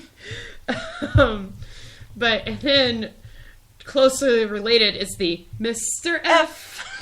Throughout that whole series, they think that there's some mysterious person called Mr. F is Yeah. behind a bunch of things, and it turns out that Mr. F only ever stood for mentally retarded female. Which is on her medic alert bracelet. Yeah, it's on her medic alert bracelet. There's a lot of different Mr. F's, though, because there are. They find it a lot, but they all seem to be connected. Yeah. Because they keep running into it, and then it turns out... Because Tobias is also Mr. F at one point, because he's Fuke. Yeah, he is. And then when Tobias tries to start the Fantastic Four musical, they do the Mr. F joke again. They bring it back. I forgot about the Fantastic Four. That's another I'm a Monster. Yeah, it is. I'm a monster. Yeah. I love when they turn the catchphrases around. That's why I forget so often it's how they use brilliant. it. Because they suddenly bring it on to something that you're not even expecting it. It's suddenly used again. I love it. I think we already really mentioned all of the foreshadowing things. Not Buster losing his hand. Oh yeah, which they constantly foreshadow in the show. Yeah, he has this giant hand chair at one point. And he loses that. He loses it. And there's Lucille jokes all the time. Yeah, I heard, there's at one point when he joins the army, he's sitting on a bench, and his body is blocking most... You know how there's, like, bench advertisements? Yeah. His body is blocking almost all of the words, except for the arm of army and the off. Yeah, it's supposed to be, like, army, office, something or other. I don't know. But it looks says, like arm is off. Yeah, that's all you see. They do it with Rita, too, when she's sitting on a bench. I can't remember. It's supposed to be for Wee Britain, and it says Wee Brain instead. Yeah, it says Wee Brain. I'm looking at it right now. Yeah. Oh my god. One of the episodes with Rita is called Forget Me Now. Yeah. This goes into the hidden gags in the show. There's a lot of them. There are. And that's why it gets funnier every time you watch it. I like, there's 3 episodes that are, the first 2 are named The One Blah Blah Blah. You know, like the Friends episodes are all named. The one with the this, the one where so-and-so Yeah. does this. And then the third one after that is named Amigos. So they're all Friends references in the titles. Yeah. So do you want to talk about... Well, I want to talk a little bit more about Buster losing his hand, because I know there's more. There's a ton of them. There's a ton of them. But unfortunately, this page isn't loading. Fucking slow computer. Well, we don't want to give all of them away. Just look for them. I swear you will see tons of them if you're keeping an eye out for them. Same with the Job is gay. If you watch it thinking that in mind. Oh, one of them is they were originally before the show wasn't supposed to be canceled after the 3rd season. It was supposed to go on for longer. And the writers had been building up to the big reveal that Tobias is actually an albino black man. Yeah. So there's a ton of foreshadowing about that. At one point, he says that they hire a bounty hunter who's this big black guy. Yeah. And they're like... And Lindsay's trying to hit on him. And so Tobias is like, she must see a lot of me in him. He's like, it's weird that she's going after somebody who's so much my type, I think is what he says. Yeah, which originally... is supposed to play off as another gay joke, but the writers were also foreshadowing that Tobias is actually black. Same with The Man Inside Me book. Yeah, it's a silhouette of Tobias with a deep, dark black shadow behind him. Which looks like someone screwing him from behind at first. So it's more of the gay jokes, but it also doubles. It's ingenious. They were purposefully hiding all of the jokes. Weaving Tobias is a black man jokes and with Tobias is a gay man jokes. Yeah. So it's one of those things where it's like on the surface it's a gay joke, but once they did the reveal, you were supposed to be able to go back and be like, holy shit, those were black man jokes. Yes. Like, oh my god, that wasn't about him being gay. Or when she says... When they're opening their marriage, and she says, when people hear the name Tobias, they picture a big black guy. And he says, well, I'm sorry, I'm not a big guy. I was just about to mention that.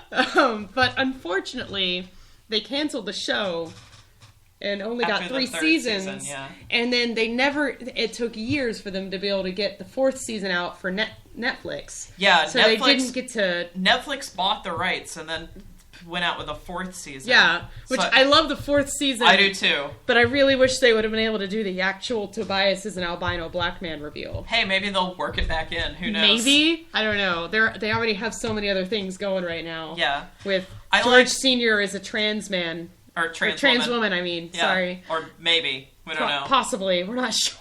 I think the maca has a lot of estrogen in it. That's my theory. Yeah, that's mine too. So the 4th season's it's very different in some ways, but it's still very similar also. Yeah.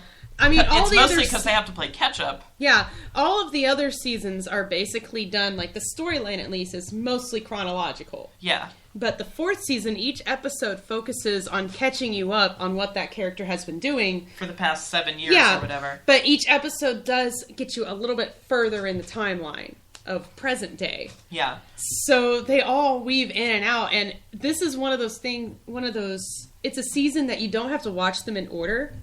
You could start with the last one and go back and watch them in different orders, and it's okay. Because you don't actually realize everything that's going on until you've seen all of them. Yeah, the 4th season's great because it's more jokes that reference other things in the same season that you don't get until you watch it again. Yeah. So it's still that same kind of humor. In fact, tonight I want to watch the 4th season again because I need to watch it again. Yeah. So yeah, in the 4th season, yay or nay, we're both yay on the 4th season. All right. So here's a few of the Buster losing a hand foreshadows. One of them is he plays Captain Hook in the play. Yeah. And when he's a child, he plays Captain Hook in this play. The other one is at one point he laughs and says, "This party is going to be off the hook." Yeah. One of them, Lucille, says, "And a seal attack? Meet one surprised bather coming up." Yep. And this is about his hand chair that we already mentioned, but he thought he didn't know what happened to his hand chair. It turns out that Lucille just gave it to the woman, her housekeeper. Her housekeeper. And he goes to their house when he thinks that he's in Mexico. That's a whole other story. Yeah. And he finds the chair and he's like, "I never thought I'd miss a hand so much." Yeah. Then when he's in the army, he tells his mother that he has a bunch of army awards, but it turns out he just spent all day with the claw machine. Yeah. Yet again. Winning stuffed animals, and he won a seal that said "good luck" on it. These are my awards from Army, Mother. It's a stuffed bunch of stuffed animals. Stuffed animals. One of the most prominent one being the seal. And then, of course, there's George Sr. holding his hand while he's asleep, saying, "What if I never get a chance to reach out and touch that hand of his again?" When they're on the beach, they see a splash of some sort out in the ocean, and we're to assume that that's the seal. Yeah. We already talked about the bench one. There's the prominent wacky waving inflatable arm flailing tube man, but one of the arms is deflated. Oh, it's wonderful. And then there's, of course, we find out that Job is the one who released the seal back into the wild. After it got a taste for mammal blood. And they talk about that a lot. Yeah, they do. I love the claw machine thing, though. Yeah, yeah. He's using a claw machine to catch a seal. And while Job's releasing it back into the wild, he says, "You're not going to be hand-fed anymore." Oh, yeah. I forgot that joke. Oh, man. Oh, I love those. Okay. All right. So, cameos? We talk cameos. All right. Carl Weathers. We didn't include this in the catchphrase because we wanted to talk about it with Carl Weathers, but Baby, you got a stew going. Carl Weathers is apparently a penny pinching coupon saver type of guy. Yeah. He cons Tobias into giving him $1,100 for actor lessons. Yeah, he's like a con man, and penny pincher. He's like, wait, your wife works at a restaurant? Now, does she get certain meals for free, or is it just like a half off certain menu items? I love Tobias. He's like, I don't know. I don't know. He's so confused. But more than once, Carl talks about using leftover food to make a stew. And he has all these different scams that he runs, too. Which his acting lessons to Tobias consist of telling him all these scams. Yeah. In order to get free food and free airplane tickets and stuff. Yeah. And then, what else? Oh, I love with, people don't see movies to see rights. People go to movies to see actors when he hasn't gotten the rights for things that he's done. Yeah. All right, the next guest cameo, Amy Poehler. Amy Poehler. She plays Job becomes her army wife. Yeah. He's like, I can't just live off your $800 a month stipend anymore. Yeah. I love, I want to find a way to... She's the one who owned the seal. She's like, I train seals. How many times do I have to tell you that? I sell trained seals for a living. Do you ever listen? Do you ever shut up?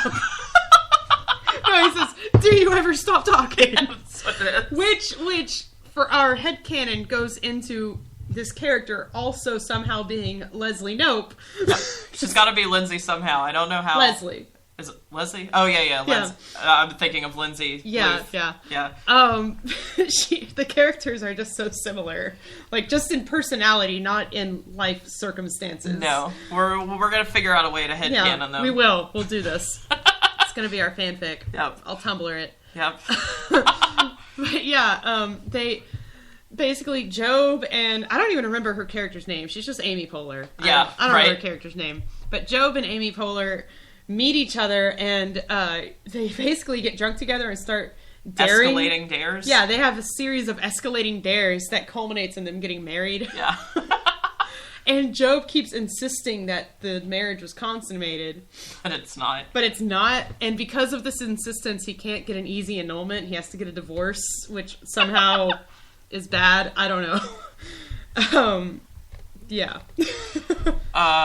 Andy Richter, we already mentioned. We already talked about him. Yeah. Who's quintuplets, apparently. Little known fact about Andy Richter. John Beard he's actually a newscaster in California. He is. That's what's hilarious. Like, people were talking about if you watched Arrested Development in California, you might actually see John Beard come on after Arrested Development as a real newscaster, which is what makes his gags so hilarious in the show. Judge Reinhold? Yeah, Judge Reinhold makes an appearance with his mock trial with P. Reinhold or whatever it is. Yeah. Mock trial with J. Reinhold. That's his show. Alright, John Krasinski is Jim from The Office. Yep. He plays the secretary. For Bruckheimer. Jerry Bruckheimer. Yeah, I couldn't remember who he was. He's like, this isn't going to char Jerry's tree. That's what he says. Ed Helms, who's Andy from The Office, plays a real estate agent? Yeah, he's the real estate agent. Yeah. He's like... What is he? If you have it, you have it, or whatever, yeah. Because then you'll have it. Then you'll have it, you know? I forgot what it was. It was great. They're making fun of the real estate bubble in the 2000s. And he sells Lindsay and Tobias this giant mansion. With a ninja loan. Which is a real thing. That's not a joke that they made. It's no income, no job, no assets. He keeps convincing them to get more and more extravagant things. They're like, well, do we really need a 30-foot tall ceilinged wine cellar? Well, then you have it. If you want to serve wine in your butler's kitchen, that's fine. But so-and-so has one of these. That's another thing that he does, too.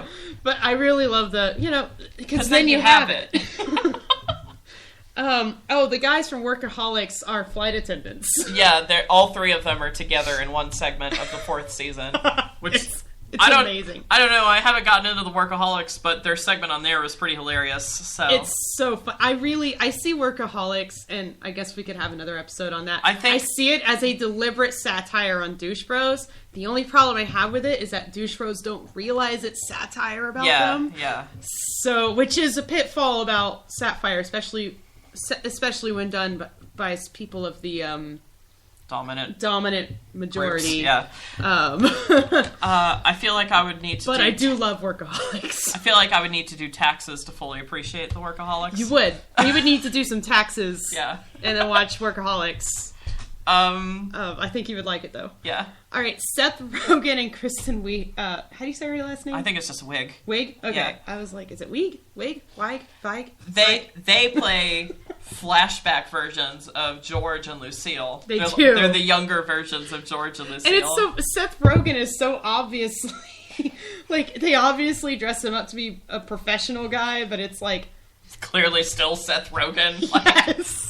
I kind of, like, when they first came on, because that only starts in the 4th season, and at first it, like, kind of took me out of it, but then I really got into it, too. Well, like, what it feels like to me is, like, a shitty 80s sitcom about a nice family. Yeah. And he's, like, it's like a low-budget show or something. It's almost like they're the mom and dad of a low-budget 80s family sitcom. Yeah, the flashbacks do feel low budget in the 4th they season. Totally which do. Is hilarious. And it has this just really funny vibe to it, where it's like, that's clearly just Seth Rogen pretending to be a serious person. Yeah. And Kristen Wiig, too. Doesn't he also have, like, wear, like, the fake spectacles? Yeah. I feel like I could see him in a little living room set next to a fireplace reading a newspaper with a sweater vest on. And he's always wearing that smoking jacket, too. Yes, the smoking jacket. That's not the sweater vest, the smoking jacket. That's what completes it for me. Yeah. Like, this guy would... It's like you're watching a comedy with this guy who clearly would never wear smoking jackets in all seriousness. When it's funny, because, like, Seth Rogen as George is, like, so not George Bluth that it's funny, but Kristen Wiig is pretty spot on as Lucille. Yes. Which kind of makes it even funnier. It does. Like, Lucille has always been this bitter person. Like, Seth Rogen is clearly not a George Bluth character, but Kristen Wiig is so clearly Lucille Bluth. Well, I like it, like, you could try to play it off as, like, George Bluth used to be a happy-go-lucky guy or whatever. No, I don't think that's it. I think they were purposefully making it. They were purposely chose an actor that would be mismatched. Who can't play George Bluth. Yes. I like to think of it that way because it's funnier in my head that way. I just love that Lucille is, like, always Lucille, no matter how far back you go. Lucille! Lucille, I'm watching. Or when she starts Cinco de Cuatro too. Cinco de Cuatro. Because she gets mad that her house worker wants to take Cinco de Mayo off. Yeah, she gets mad, so she creates the white person's holiday for it. Where the whole purpose is to destroy everying related to Cinco de Mayo. Yeah, it's awful. You're going to get a blowback on this eventually. Blowback. All right, so the next cameo we've talked about is Ben Stiller. Yep. And I'm not a giant Ben Stiller fan. I'm really not. I'm not normally either. But he is so perfect for this role. Yeah, he is. And he and Job, you know, if they're a gay couple together, my full blessings. Yep. You are wonderful. And what's funny is that the character of Job, not the guy who plays them, also plays a closeted gay man in 30 Rock. Yeah. And he's basically the same character in that show, except for, like, it's an open secret that he's gay. Yeah. In Arrested Development, it's more like gay subtext, and it doesn't come right out in the open until the 4th season.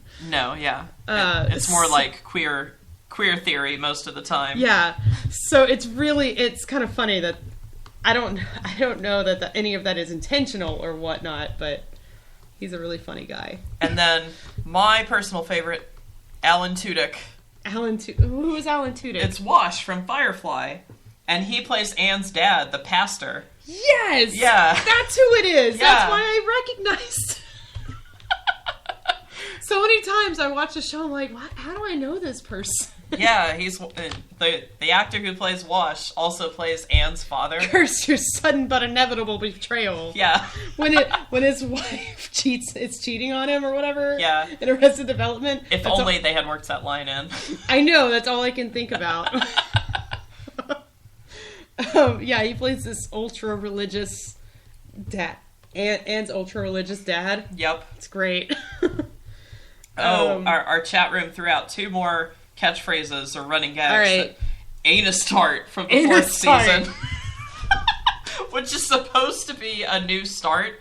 Oh, because they're constantly making fun of Eat, Love, Pray in the 4th season. Yes. Which is great, because that book deserves to be made fun of. It's a book? I thought it was just a dumb meme. It's a dumb meme and a book and a movie. It's a movie? Yeah. Oh, God. Blame Oprah, man. I'm going to drink this wine and then spit it back out. That's how much I hate that idea. Hold on. That's the sound of me spitting out wine. I don't know if it showed up on the thing. I guess we'll find out later. We'll see. And then, fuck it, we'll do it live. Yep. And then the last one is... I want to drink wine, though. Take to the sea! Because Barry is convinced that if you go out into international waters, you can do whatever the fuck you want. It's just a fucking free-for-all at that point. He doesn't. He's like, there's actual maritime law? Yeah. I love that they're always making fun of maritime law and trials. Yeah. Like it's not a real thing. And then it is in the 4th season. Barry thought it was just like people making it up or something. I just found out that's a real thing. He's the worst lawyer ever. I just realized we haven't said cornballing enough during this episode. No, we need some more fucking cornballing jokes in here. I'm gonna drink twice here. Yep. Alright, so I feel like if you haven't watched Arrested Development, seriously, just do it. Watch it. Watch it. It's hilarious. Like, just sit down, just take like 2 days. There's only 4 seasons. And they're like 20-minute episodes too, so Yeah. you could totally power through them. I mean, we watched 2 seasons yesterday and... Really, just today, like... Yeah, because we weren't even watching the show for most of today. We only watched it for a couple hours. That was our preparation. We watched the show. Yep. This is research, all right? I'm doing research. That's how we do the fangirl episodes, man. All right. So 4th season, yay, nay. How do you feel about it? Yay. So that's how I feel about it too. I love it. And we didn't get to discuss it a lot, but I'm just gonna say I really love the whole George Bluth as a trans woman thing. Yeah. I do too. I wasn't sure where they were going with it at first. It made me a little uneasy, and then it was just amazing. Yeah. I just loved it. He puts on the wig, and he's like, it just feels right. And his fake doctor. Yeah. It's Dr. Fred. Yeah. Well, with homeopathy, it's more about what you're not eating. Yeah. I love that guy. They skirt to, like, really close to some problematic things from time to time. Oh, yeah. Like all with, the time. Like with Rita. But they're never disrespectful to Rita, for example. It's just like everyone else doesn't realize. Like, the joke's on everyone else, not Rita. Yeah. And then it's the same thing with, like, the trans jokes that they have in the 4th season. It's not making fun of trans people when it's doing it. It's still hilarious, so... Yeah. I don't know, you're doing it right, I guess. I don't know. What was I gonna say? Skirting in with, I guess, segue into the atheist undertones, or skeptical atheist undertones. Because the Bluths are clearly not religious, at least. They're clearly not. But in the 4th season, George Sr. has a new scam going on where he like takes... He's a holy leader or something. Yeah, he's a holy leader of businessmen. Like, you know, he tries to take them on spiritual journeys. Like making them trip balls in a mud hut. Yes. And one of his friends that he makes is this lady who only speaks telepathically. And that one. No one ever knows what she's actually communicating, and they make that clear. Because telepaths aren't real. Yeah. And then the other one is his doctor, who always suggests natural remedies and shit. And it's making fun of homeopaths the whole time. And the coincidence jokes that we already made. Yeah. And Lindsay has her white girl goes to India. White girl goes to India trip.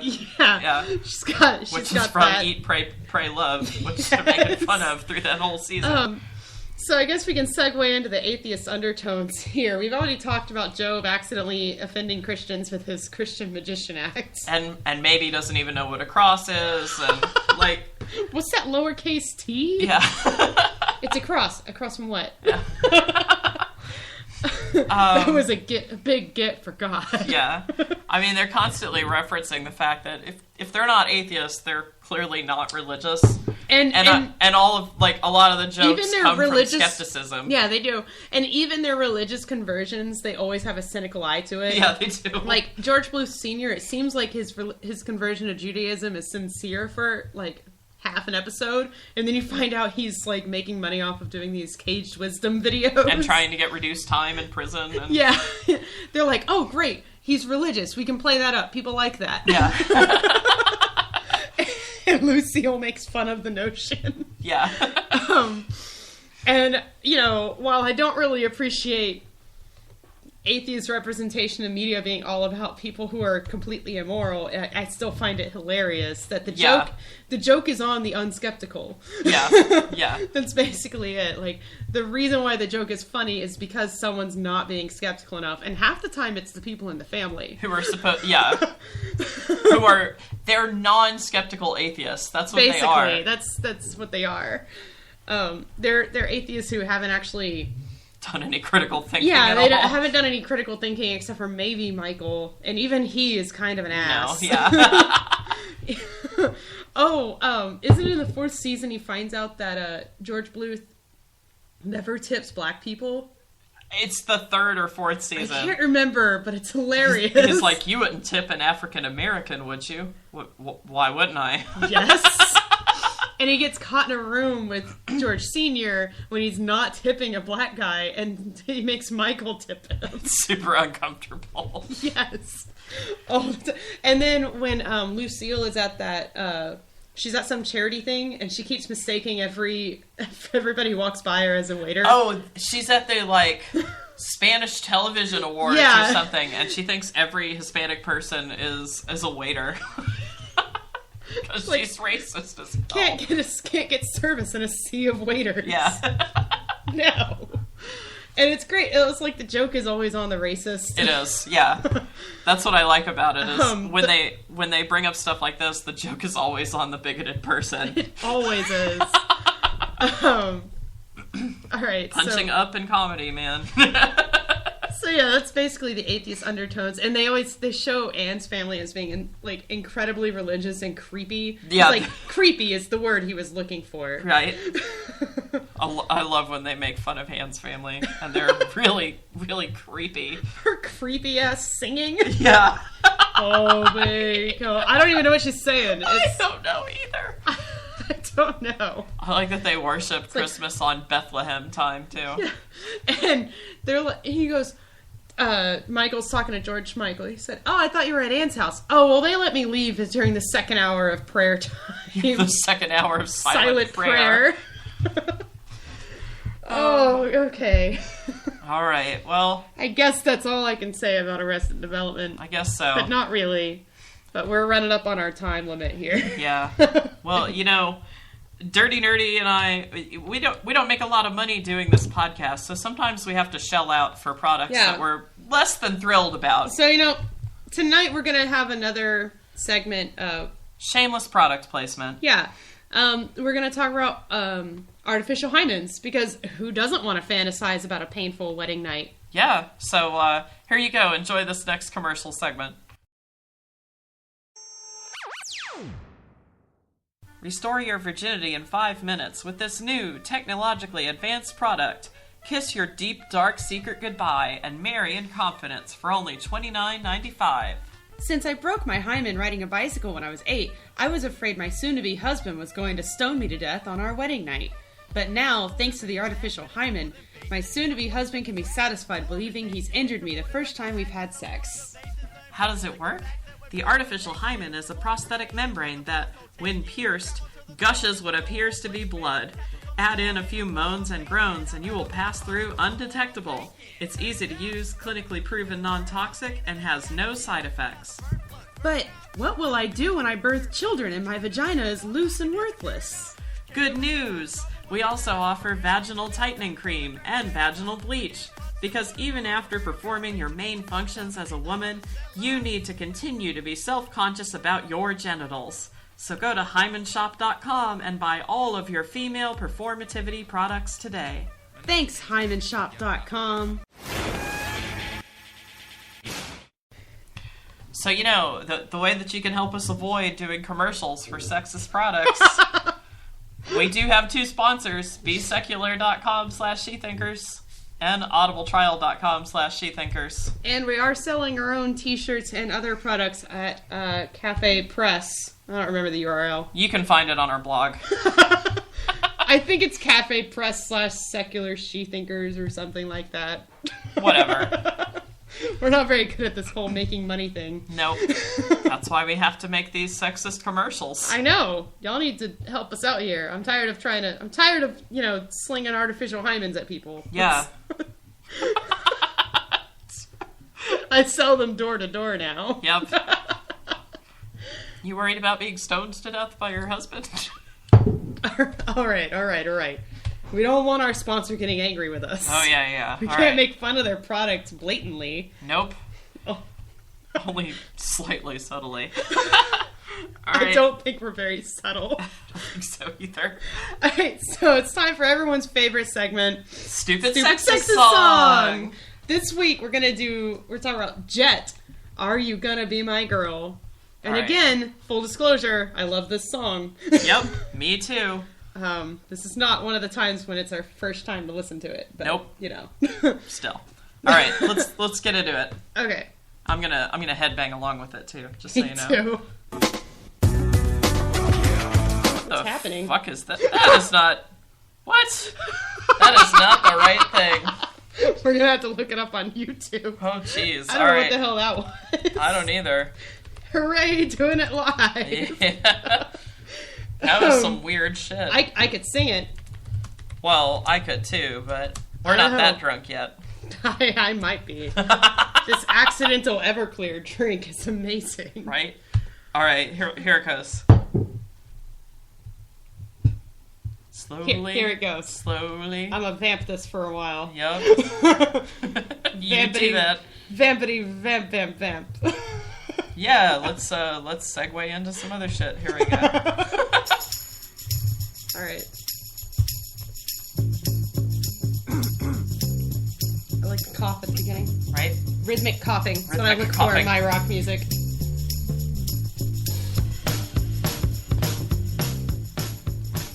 I always have to drum along to this song. Right? So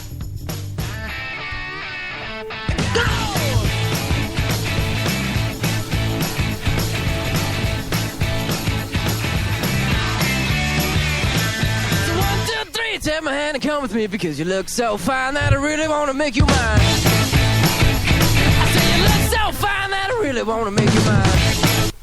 Alright, so here we have, immediately, he only wants her because of how she looks. And that's basically the whole song. Right? Well, and I get the impression that he's like, just met her, and is making unsolicited comments toward her. Yeah, a lot of them. Alright. It's like a street harassment song. Basically. Bar harassment? Maybe. I'm pretty sure they're at a bar or a show. Hopefully. Alright. 4, 5, 6, come on and get your kicks. Now you don't need the money when you look like that, do you, honey? Alright. Let's. Women they're not just given free money right? for being pretty. This hardly ever happens in real life. Right? I hate the whole, sometimes girls get free drinks bullshit thing. MRAs use that shit all the time. Like, you get free drinks at bars, therefore patriarchy doesn't hurt you. You know, the only gender I've ever gotten free drinks from has been women. And the only time, other than women who've bought me drinks at a lesbian bar, the only time I've had a guy buy me drinks is when I'm explicitly dating him, or we're friends and we're hanging out and they invited me out, so they bought my drinks. Right? That's the only time. I've never had a strange man buy me drinks. I wouldn't take it even if he did. Yeah. I had a guy once offer to get me a Red Bull at the Lizard Lounge when I was younger. I was too young to drink real drinks. Yeah. And I was like, no thanks. Because, strange men giving you drinks. Yeah, I was like 19 or 20. I was a little creeped out by it, so I was like, no thanks, I don't want it. Yep. Alright. So yeah, just because women are sometimes given things by creeps doesn't mean we don't need money. Yeah. Like, no. And it also doesn't mean it makes, the fact that we don't make as much money as men on average, okay. That doesn't make up for it. No.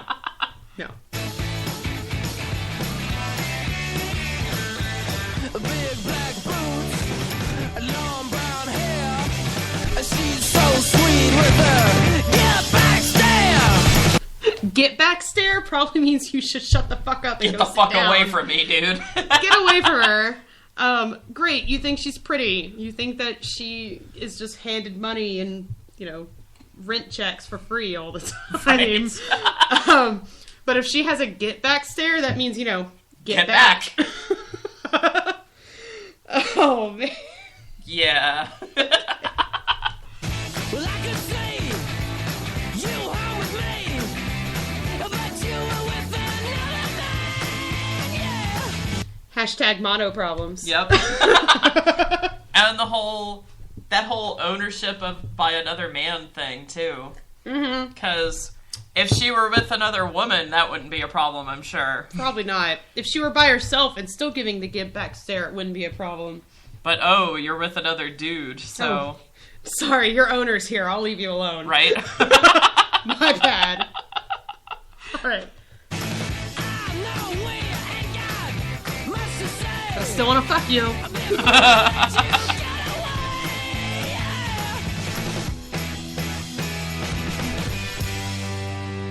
I said, are you gonna be my girl?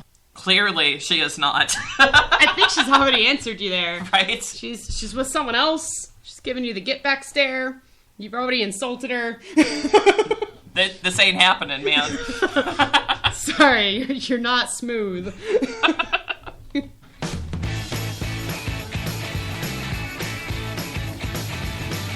I think the rest of it is the same, but I still want to listen to the song. I don't care. It's 1, 2, 3, take my hand and come with me because you look so fine that I really want to make you mine. Are we just gonna sing along with the second half? Yes. So fine that I really want to make you mine. 4, 5, 6, come on and get your kicks. Now you don't need the money with a face like that, do ya, honey? This is Everclear sing along. Big black boots, long brown hair. She's so sweet with her get back stare. Well, I could see you home with me, but you were with another man, yeah. No, we ain't got much to say before I let you get away, yeah.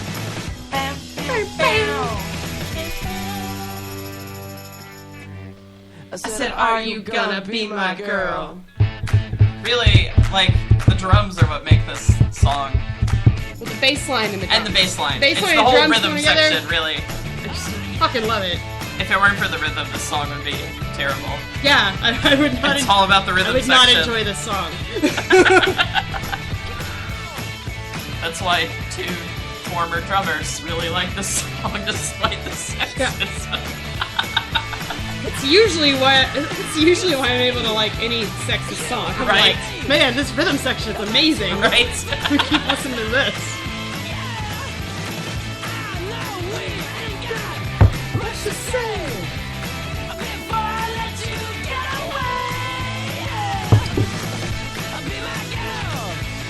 Now he's just screaming, "Be my girl." Now he's just sounding desperate. Right?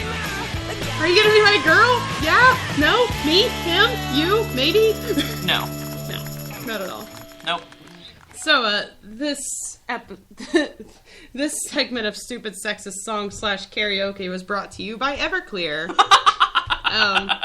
The next time you mislabel your drinks, make it Everclear. Yep. Dory. Hey, I'm just as angry as you. See, we were just gonna drink vodka and punch, Turns out we had Everclear, not She was vodka. like, all I have left is vodka to mix with the punch. And I was like, that sounds cool. She mixes it in, and then it's like, oh, that was Everclear. Yep. Like, I drink maybe 2 drinks and think, holy shit, why do I feel so hammered already? Man, we got hammered drunk doing our nails yesterday. We did. My nails look awesome, though. Hell yeah. We did, like, typical girl shit yesterday. It was weird. It was fun. I got so much stuff done while I was drunk yesterday. Yep. It was amazing. Got my Clearly, drunk wedding planning needs to be a thing. Sort of picked out a dress that's not too expensive. Yep. All right, well, that's all the time we have. Be sure to join us next week and follow us on Facebook, Twitter, and on our blog at secularshethinkers.wordpress.com. Actually, we have a new one there I want to promote. It's the Female Friendships We Love to Ship blog, which you should totally read because it's awesome. Oh, I also want to give a shout out to the Dirty Nerdies, my new Tumblr. Yep. Called Lady Pain Isn't Real. I think the URL is... it's dirtynerdy2.tumblr. Yeah, it's dirtynerdy2.tumblr.com. But basically, I started it because me and a number of friends all had similar experiences where our pain and or serious health concerns were dismissed by doctors, bosses, teachers, parents, basically... Authority figures. Authority figures in our lives because, oh, well, if it's lady pain, it must be related to menstruation. They figure if it's pain related to menstruation, they figure it's not a big deal.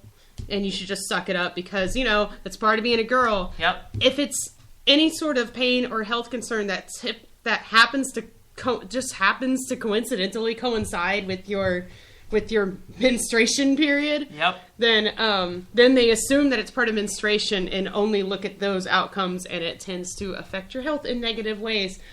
So if you have a story, if you're a woman out there and you have a story about your pain or health concerns being dismissed by a doctor or other authority figure in your life, feel free to submit it at dirtynerdy2.tumblr.com. I think it's /submissions. Yeah, I think so. You can always go to the homepage and you click can figure submissions. It out. You're smart kids. You can attach your name to it if you want, but it does allow you to submit anonymously. So go ahead. Yay. All right, that's all I want to say about that. Cool. Well, I'm your host, Dory Mooneyham. Dirty Nerdy is our co-host. Caitlin Fairchild is our Facebook admin and resident troll hunter. Our music includes Iron Man by Sound J, I Don't Know by Grapes, Spinnin' by Alex Baroza, and Lose the Box by Menage a Quad, which is like the best name for a band ever. I loved that. And February Mumble Mix by Incoherent Mumble Train featuring Calendar Girl. Oh, last quick shout out. Happy birthday, Caitlin! Happy birthday, Caitlin! She's the reason we had accidental Everclear punch last night. Yep. And apparently there's video of us spanking her somewhere out on the interwebs. Somewhere. Don't look it up. Wink, wink, nudge, nudge. Shethinkers is sponsored by Audible.com and Be Secular. And now, in the interest of being fair and unbiased, here is tonight's counter-argument.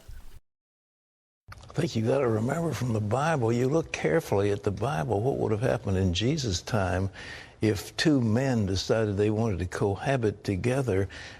They would have been stoned to death. So Jesus would not have baked them a wedding cake, nor would he have made them a bed to sleep in, because they wouldn't have been there. But we don't have that in this country here, so that's the way it is. But, ladies and gentlemen, I think we have to recognize what I said a few years ago. At that point, homosexual marriage was condemned. Homosexuality itself was considered a pathology. And now those who were practicing that activity have turned and become the oppressors of those who hold to deeply held religious points of view. The tables have turned, and I think it's just the way it is. But why? What is it about gays? What is it about abortion? Have you ever thought why they're on the forefront right now? Well, number one, both of them deny the reproduction of human species. An abortion destroys the product of conception, kills a baby in the womb. Homosexuality is no chance of conception, and it is a meaningless exercise because it doesn't go anywhere. The Bible intends males and females to live together in a particular union called marriage and to bring forth children. But this denies that, and it's if the devil is trying to say, I'm going to destroy your progeny any way I can. And if you will kill your babies, that's fine, I'm with you. If you will deny the chance of having babies, that's fine too. But I want to destroy your opportunities to reproduce. It's a very serious thing, and we're not talking about it. And we need to. We need to, as a society, need to realize where the attack is coming, because it is definitely an attack. This is a lecture on how we're all supposed to whatever and blah, blah, blah. Well, you can say that because we all know it by heart.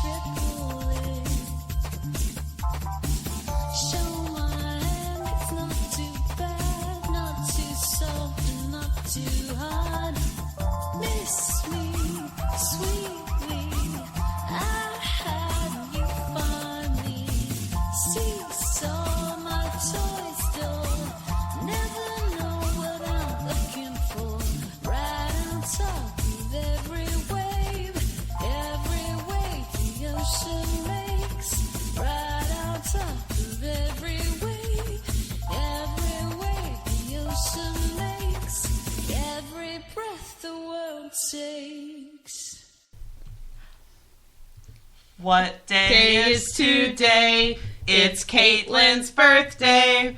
What a day for a birthday. Let's all have some cake. And you smell like 1, 2, ha.